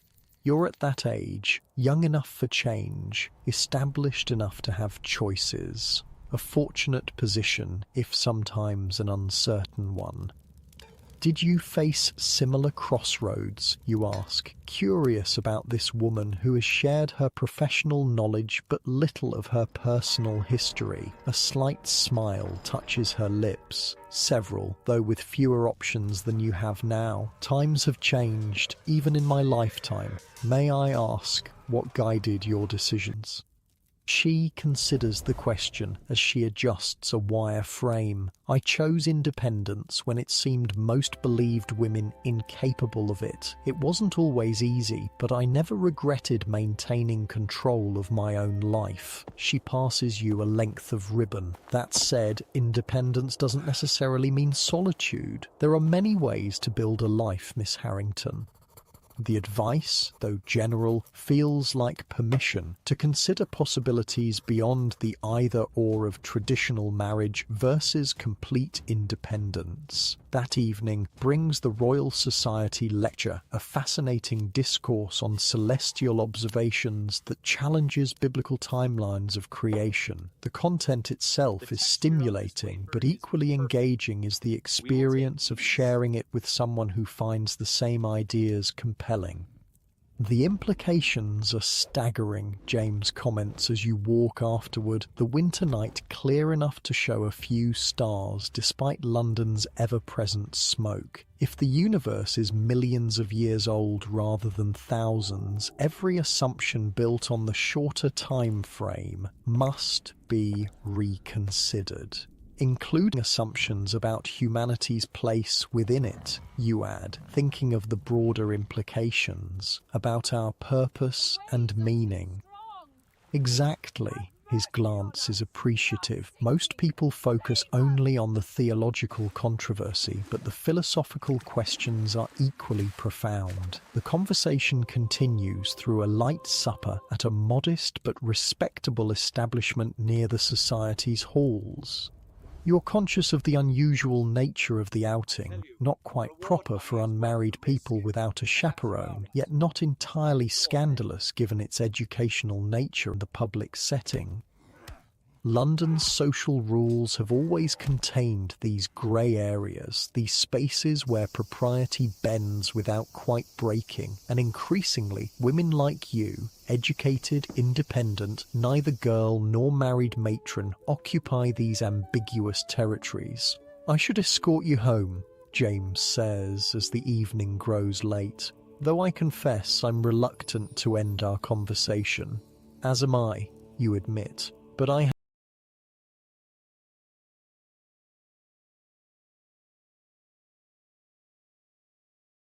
have an early morning at the shop tomorrow." The cab ride to your lodgings passes too quickly. At your door he takes your hand again, holding it a moment longer than strictly necessary. "I return to Manchester the day after tomorrow," he says, "but I hope to have news about the London position within a month. May I continue to write to you?" "I would be disappointed if you didn't," you reply honestly. "And if circumstances allow my return to London." You meet his gaze directly. "Then we might continue these conversations in person and see where they lead. It's neither promise nor rejection, simply acknowledgement of possibility." He seems to understand, nodding before releasing your hand. "Good night, Elizabeth. Good night, James." Inside, Emma waits up, eager for details about your evening. You share the basics, the lecture content, the dinner conversation, but keep the more personal aspects private, still processing them yourself. "He seems very intellectual," Emma observes, helping you unfasten your dress. Is that what appeals to you about him? You consider the question as you change into your nightclothes. Partly. He takes ideas seriously, including mine, but there's more to it. He's kind, observant. He sees the world clearly, but isn't hardened by its injustices. Emma smiles knowingly. Sounds like more than just an intellectual connection. You can't deny it, though you're not ready to define exactly what that more might be. Perhaps, but my life is complicated enough at present without adding further complications. "Life is complications," Emma says with unexpected wisdom. "The question is which ones are worth embracing." Thursday brings your appointment with Miss Eleanor and Mrs. Fairchild. You wear your best dress again, this time with the addition of a hat you designed yourself. Subtle, but demonstrating both technical skill and aesthetic judgment. If this is truly a business meeting, you want to display your qualifications literally from head to toe. The Fairchild residence in Belgravia speaks of old money and established position, a world removed from your lodgings on Greystone Lane. The butler who admits you eyes your modest attire with practiced neutrality before leading you to a sunlit drawing room where the two women await. "Miss Harrington," Mrs. Fairchild greets you warmly. "How delightful to see you outside the shop setting. Do sit down. Eleanor has been positively bursting to discuss her ideas with you." Tea is served, a formal affair with delicate cups and precisely cut sandwiches. You're grateful for your years of observing wealthy customers at the shop, which have taught you the subtle etiquette of these situations. Still, you're acutely aware of being an outsider in this world of inherited privilege and automatic authority. Once the servants withdraw, Miss Eleanor leans forward, her manner shifting from social politeness to business focus with surprising speed. I'll come directly to the point, Miss Harrington. My aunt and I, along with several other women of our acquaintance, have been discussing the establishment of a new type of millinery enterprise in London, one catering specifically to progressive women who desire fashion that accommodates a more active lifestyle. You listen with growing interest as she outlines the concept, a shop specializing in hats and accessories designed for women engaged in activities traditionally considered masculine, riding, tennis, even cycling, which has become increasingly popular despite ongoing debate about its propriety for ladies. The current offerings are either excessively masculine, sacrificing all beauty for function, or remain impractically ornamental, Miss Eleanor explains. We believe there's a market for designs that bridge this divide, stylish yet practical, feminine without being restrictive. An intriguing concept, you acknowledge, but how does this concern me specifically? Mrs. Fairchild sets down her teacup. We need a milliner with both technical expertise and creative vision to execute the designs, someone who understands both fashion and the practical needs of modern women. Someone like you, Miss Eleanor adds directly. The implication becomes clear as they continue. They're proposing to finance the establishment of a new shop, providing the capital, the connections, and the initial clientele, with you as the creative and operational director. You would have considerable autonomy in the designs and day-to-day management, Mrs. Fairchild explains, while we would maintain ownership interests proportionate to our investments. Think of it as a partnership, Miss Eleanor suggests, your skill and labour combined with our capital and connections. The proposal is breathtaking in its scope and unexpectedness. Your own shop, or something very close to it, without the years of saving and struggling you had assumed would be necessary. An opportunity to create designs that reflect your own aesthetic vision rather than always deferring to established conventions. This is most unexpected, you manage, mind racing with questions and possibilities. I would need to understand the specific terms, the financial arrangements, the division of authority, the expectations regarding my time and contribution. Of course, Miss Eleanor nods approvingly at your businesslike response. We've prepared a preliminary outline of terms for your review. She hands you several pages of neatly written notes, a surprisingly thorough business proposal that addresses many of the questions already forming in your mind. The level of detail suggests this is not a whim, but a carefully considered venture. We don't expect an immediate answer, Mrs. Fairchild assures you. Such an important decision requires proper consideration, but we would appreciate your thoughts within the month, as we hope to establish the business in the spring. As you leave the Fairchild residence, your head spins with the morning's revelations. The proposal represents everything you've secretly dreamed of but never quite believed possible. Creative control, professional advancement, financial improvement, all without decades of incremental progress. Yet questions nag at you. Why you? Why now? What do these wealthy women truly expect from this arrangement? And most pressingly, how would this affect your imminent promotion at Beaumont Millinery, your commitment to Mrs. Carter's training, your obligations to Miss Beaumont, who has invested in your development? The winter sun offers little warmth as you make your way back toward more familiar parts of London. Your life, which seemed relatively settled just weeks ago, now presents multiple diverging paths, each with its own promises and uncertainties. That evening you write 3 letters, one to Sarah in Sussex, sharing your news and seeking her practical perspective, one to James in Manchester, describing the business proposal in careful terms that present it as an interesting professional development rather than a life-altering opportunity, and one to your mother, mentioning only your promotion at the shop, knowing she would find the other possibilities either worrying or incomprehensible. The act of writing helps clarify your thoughts. By articulating the situation to others, you begin to understand your own inclinations more clearly.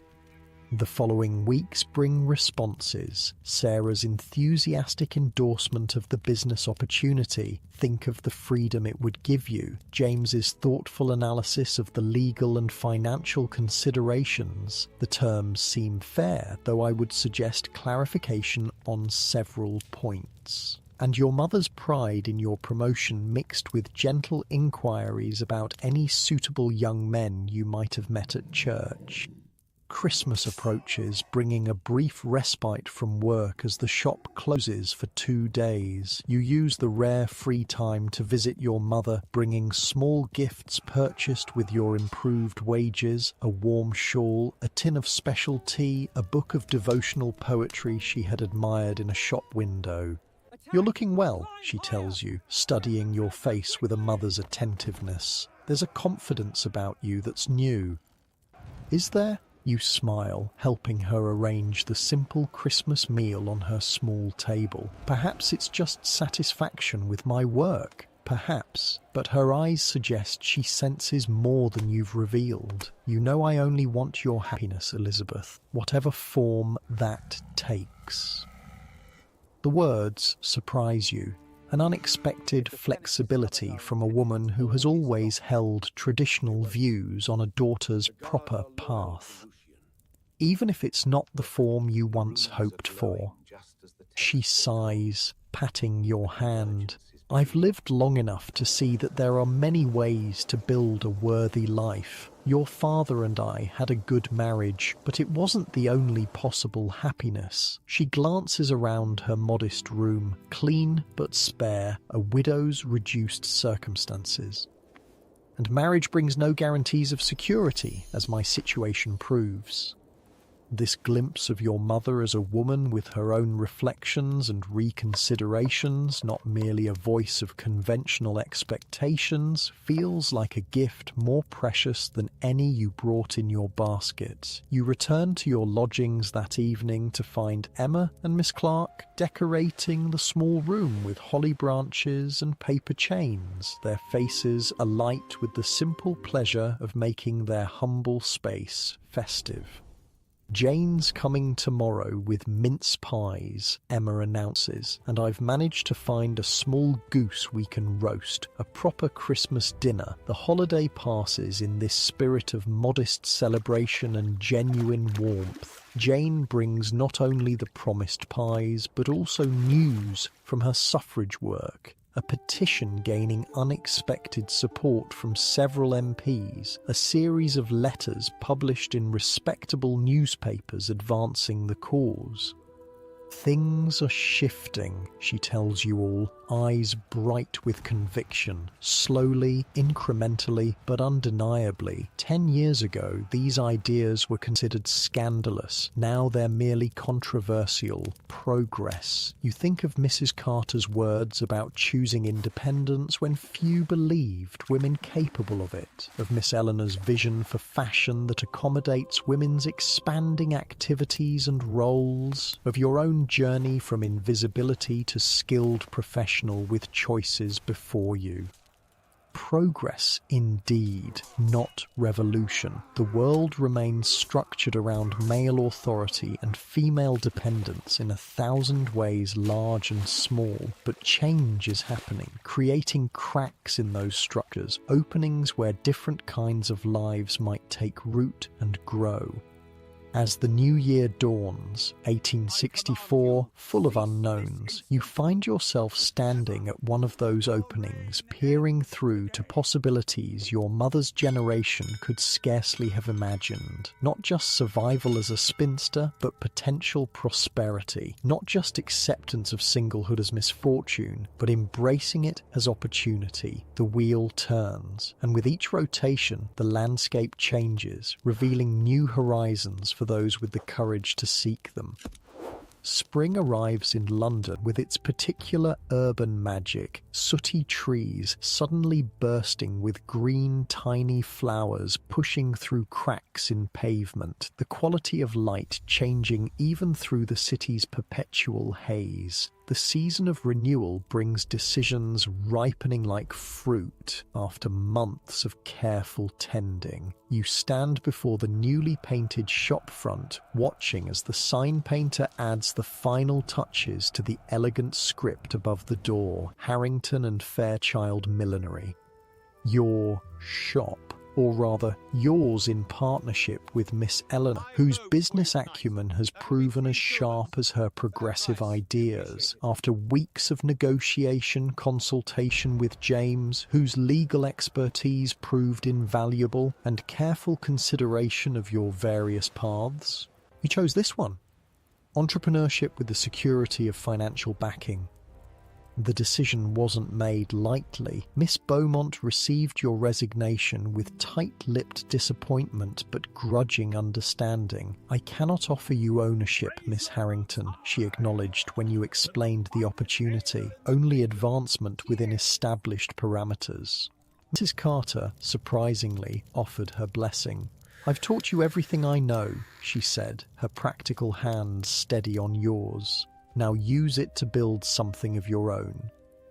The shop is smaller than Beaumont's, but ideally located on a rising street frequented by the sort of progressive, educated women who might appreciate hats designed for both beauty and function. The interior gleams with fresh paint and cleverly arranged mirrors that make the space feel larger than it is. Miss Clark, no, Annie, as you now call her outside business hours, has joined you in this venture, leaving her apprenticeship to become your assistant. Her northern pragmatism complements your creative vision, and her gratitude for the opportunity manifests in tireless work as opening day approaches. "The display forms have arrived," she tells you, emerging from the back room. "Shall I arrange them in the window?" "Yes, let's start with the riding hats and the tennis designs," you decide. "The cycling models can wait until next week." As Annie arranges the wooden head forms, you review the account books one more time. The investment from Fairchild Circle covers the initial expenses, with a reasonable cushion for the inevitable lean months of establishing a new business. Your own modest savings, built during your time at Beaumont's, provide personal security if the venture falters. It's a risk, certainly, but a calculated one based on solid planning and genuine market research among the network of progressive women Mrs. Fairchild and Miss Eleanor have cultivated. Already you have orders for the opening, commissions for designs that would never have found a place at Beaumont's traditional shop. A tapping at the window interrupts your calculations. You look up to see James standing outside, smiling and gesturing toward the new sign with obvious pride. Your heart lifts at the sight of him, still a relatively new reaction that catches you by surprise each time. His return to London 2 months ago marked another turning point in your evolving life. The position with the legal firm specialising in labour and women's issues provided the professional fulfilment he sought, while allowing your relationship to develop through regular meetings, museum visits, lectures, shared meals, conversations that range from philosophical depths to practical concerns to personal revelations. You open the door, still officially closed until tomorrow's grand opening. "What do you think?" you ask, gesturing to the nearly complete shop. "It's magnificent," he says, stepping inside and surveying the space with genuine admiration. "Truly, Elizabeth, you've created something remarkable here." "With considerable help," you acknowledge, thinking of Miss Eleanor's capital, Mrs. Fairchild's connections, Annie's tireless assistance, and indeed James's own legal guidance through the maze of partnership agreements and lease contracts. "Help you've earned through your talent and determination," he counters, a familiar point of loving contention between you. James consistently attributes your success to personal merit, while you remain acutely aware of the network of support that makes independence possible for women like you. The truth, as always, lies somewhere between individual capability, finding fertile ground in community and connection. "Are we still meeting for dinner?" he asked, checking his pocket watch. "I've made reservations at Richardson's for 7. "Yes, though I'll need to go home and change first." You glance down at your practical work dress, smudged with dust from unpacking merchandise. This hardly suits a celebratory dinner. "I'll escort you home and return at 6:30, he offers, "unless you'd prefer I wait." The question contains multiple layers of meaning in Victorian London, where an unmarried man waiting in a spinster's lodgings occupies ambiguous moral territory. Your relationship with James has evolved into something both deeply meaningful and deliberately undefined, neither conventional courtship nor mere friendship, but a connection built on mutual respect and genuine affection. "I think it best if you return later," you decide, maintaining the proprieties that still matter despite your progressive inclinations. He nods, understanding the boundaries you both carefully navigate. "Until this evening, then." After he leaves, you and Annie complete the final preparations for tomorrow's opening. As the afternoon light begins to fade, you lock up the shop, your shop, and walk toward home. Still the same modest lodgings on Greystone Lane despite your improved circumstances. Emma departed for Liverpool last month, leaving you the senior resident in the house. Miss Peterson, a quiet typist from Yorkshire, has taken her place, slotting neatly into the household rhythms. The arrangement continues to provide both economy and community, practical benefits that outweigh the social prestige of more private accommodations you could now potentially afford.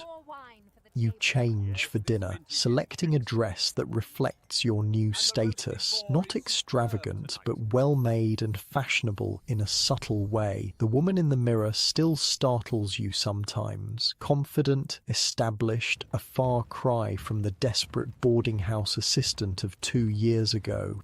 At Richardson's, a modestly elegant establishment that caters to the professional middle class, James has secured a quiet table near the window. The spring evening stretches long with soft light, allowing you to observe the passing parade of London life as you eat. "To new beginnings," James offers, raising his glass in a toast. "New beginnings," you echo, touching your glass to his. The conversation flows easily between practical matters, final preparations for tomorrow's opening, his recent case representing female textile workers seeking fair compensation, and more personal reflections. "I had a letter from Sarah yesterday," you tell him as you finish your meal. The teaching college has offered her a permanent position upon completion of her certificate. She'll be instructing future governesses in natural sciences. "Remarkable," James says, genuine pleasure warming his voice. "From shop girl to professor in 2 years, though I'm hardly surprised given the company she keeps." His eyes twinkle with the compliment. "The world is changing," you observe, watching a woman cycle past the restaurant window. A sight that would have scandalized society a decade earlier, but now merely raises eyebrows. Slowly, unevenly, but changing nonetheless. "Indeed," he hesitates, then adds, "which brings me to something I've been wanting to discuss with you." Your pulse quickens at his serious tone. Over the past months, your relationship has existed in a comfortable state of undefined potential. Close, affectionate, intellectually stimulating, but without formal declarations or commitments. "I've been offered a position as junior partner," he continues, earlier than expected, largely due to the success of the textile workers case. James, that's wonderful. Your pleasure for him is genuine and uncomplicated. You've certainly earned the recognition. Thank you. He smiles briefly, then grows serious again. The position comes with improved income and status, as you might expect, which makes certain things more feasible. The implication hangs between you. Improved income means increased ability to support a household, which traditionally means marriage. Elizabeth, he says, his voice softening as he reaches across the table to take your hand. I hope you know how deeply I admire you. Your intelligence, your determination, your fundamental integrity. Your throat tightens with emotion, but you remain silent, allowing him to continue. I've given considerable thought to what I'm about to propose because I understand the value you place on your independence. The last thing I wish is to diminish the remarkable life you've built. This consideration, this awareness of what truly matters to you, moves you more than any conventional romantic declaration might have. I wonder if you would consider a partnership of a different sort than the one you've just established with Miss Fairchild, he says carefully. A marriage based not on traditional roles and expectations, but on mutual respect, shared values, and the understanding that your work and independence remain essential aspects of who you are. The proposal, for all its modern sensibility, still catches your breath, not because it's unexpected exactly, but because it represents another crossroads, another significant choice with far-reaching implications.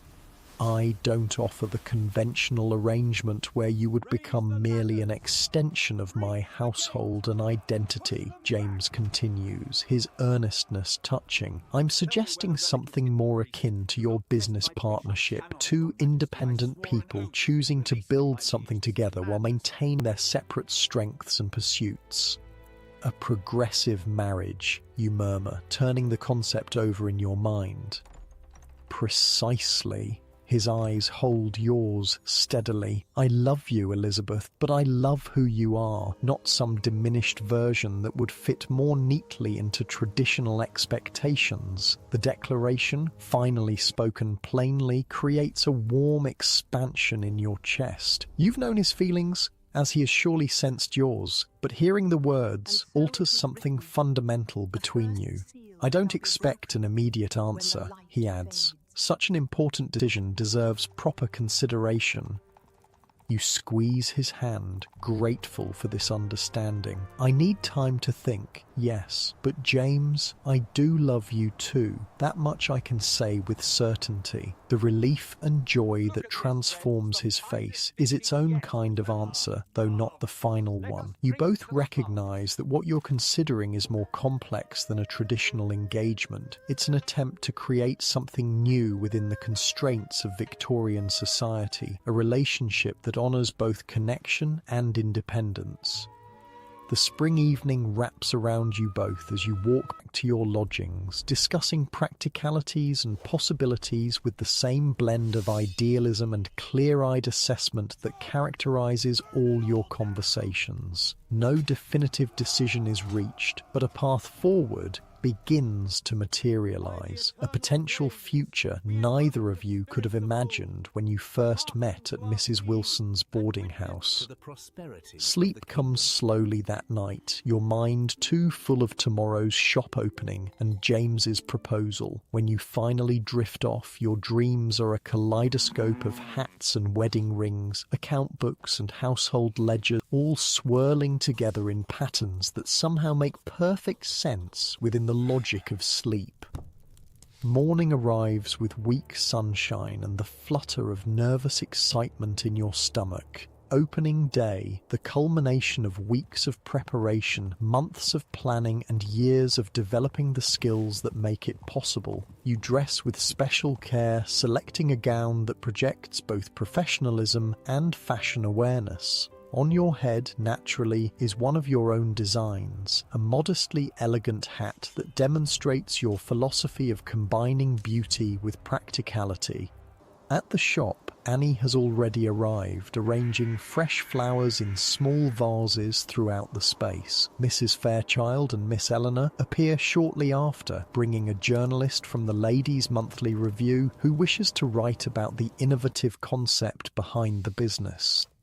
a millinery specifically designed for the modern woman's active lifestyle, the journalist notes, scribbling in her notebook as you explain the philosophy behind your designs, addressing a genuine need in the market. Most interesting. By 10 o'clock, when you officially open the doors, a small crowd has gathered. Friends, supporters, and curious potential customers drawn by the discreet announcements placed in selected publications and shared through Mrs. Fairchild's extensive social network. The day passes in a blur of introductions, explanations, demonstrations, and sales. Your riding hats prove especially popular, their secure fitting and elegant profiles drawing admiration from several women who belong to the newly formed Ladies' Equestrian Society. By closing time, you've sold 8 hats, taken orders for 12 more, and established connections with potential customers who promise to return with friends. A successful beginning by any measure, though you know the true test will come in the weeks and months ahead as novelty fades, and the business must sustain itself on quality and reputation. As you lock the shop door, weary but deeply satisfied, you find James waiting across the street, his expression a mixture of pride and amusement. "Successful day?" he asks, falling into step beside you. "Very," you confirm, too tired for false modesty. "We've already recouped a small portion of the initial investment, and the response to the designs was overwhelmingly positive." "I'm not surprised," he says, offering his arm as you navigate a particularly muddy crossing. "You've identified a genuine need and addressed it beautifully, the fundamental formula for business success." His simple faith in your abilities warms you as you walk toward a small restaurant where you've agreed to have a quiet dinner, a more subdued celebration than the previous night, but no less meaningful.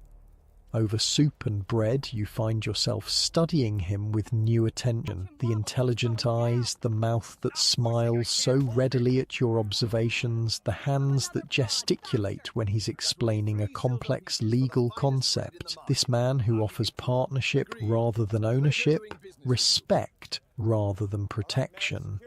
"I've been thinking about your proposal," you say when there's a natural pause in the conversation. He sets down his spoon, giving you his full attention. "And I would need to maintain my business," you begin, having carefully considered your essential conditions, not merely as a pastime or supplementary income, but as a genuine professional pursuit. "Of course," he agrees immediately. "I would expect nothing less. And our household, if we were to establish one, would need to be organized with different assumptions than most. I'm not suited to be primarily a household manager. We would need domestic help, regardless of whether children eventually enter the picture."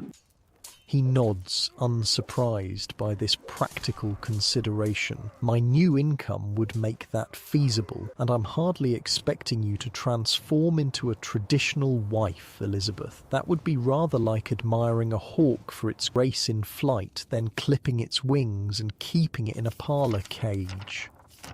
The metaphor startles a laugh from you. "Am I so fierce?" "Not fierce," he corrects thoughtfully. "Independent, meant for open sky." Something settles in your chest at his words, the final resolution of a question you've been weighing since his proposal. This man sees you truly, values what others might consider inconvenient or inappropriate in a wife, and offers partnership that would expand rather than contract your world. "Yes," you say simply. He blinks, momentarily confused by the abrupt response. "Yes to your proposal, to marriage on the terms we've discussed." You smile at his expression of dawning joy. "Though I'll need several months to establish the business properly before taking on additional life changes. I would wait years, if necessary," he assures you, reaching across the table to take your hand. "Though I admit I'm selfishly pleased it won't be quite so long." The future unfolds before you like a map with multiple promising routes, your business growing and evolving to serve the changing needs of women like yourself, your relationship with James, a new model of marriage based on mutual respect and shared purpose, your connections to friends scattered across England, each building her own version of a meaningful life. None of it's certain, all of it requiring continued effort and adaptation, but so much more than you could have imagined when you first earned the title of Spinster at 25. Later, as you prepare for bed in your modest room at Greystone Lane, a room you'll eventually leave for a shared home with James, though you've already discussed maintaining a separate workspace for your design work, you reflect on the journey that brought you here. From the boarding house to Beaumont's shop, from desperate independence to chosen partnership, from social invisibility to professional recognition, each step building on the last, each decision opening new possibilities rather than closing them. You think of Sarah in Sussex, finding her vocation in education, of Jane and her political work with the suffrage movement, of Emma in Liverpool, creating her own place within a family business. Different paths, all valid, all representing expanded horizons for women once dismissed as surplus or redundant. Outside your window, London settles into its nighttime rhythms, carriages on cobblestones, distant factory whistles, the murmur of countless lives intersecting in the vast metropolis. Among them, thousands of women like you are writing new stories, finding new ways to exist with dignity and purpose in a world still shaped primarily by and for men.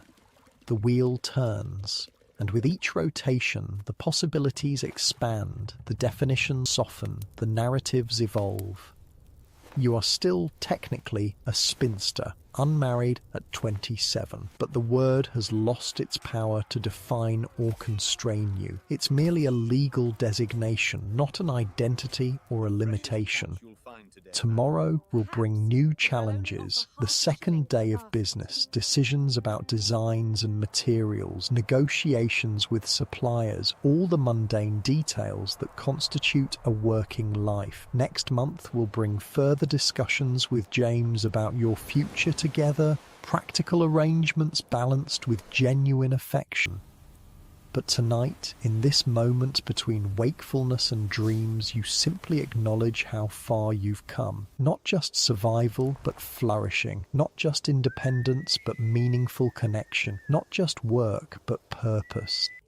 The story of Victorian spinsters isn't just about what was lost or denied, the traditional paths of marriage and motherhood that society deemed essential for female fulfillment. It's equally about what was found and created, new forms of community, new avenues for contribution, new definitions of womanhood itself.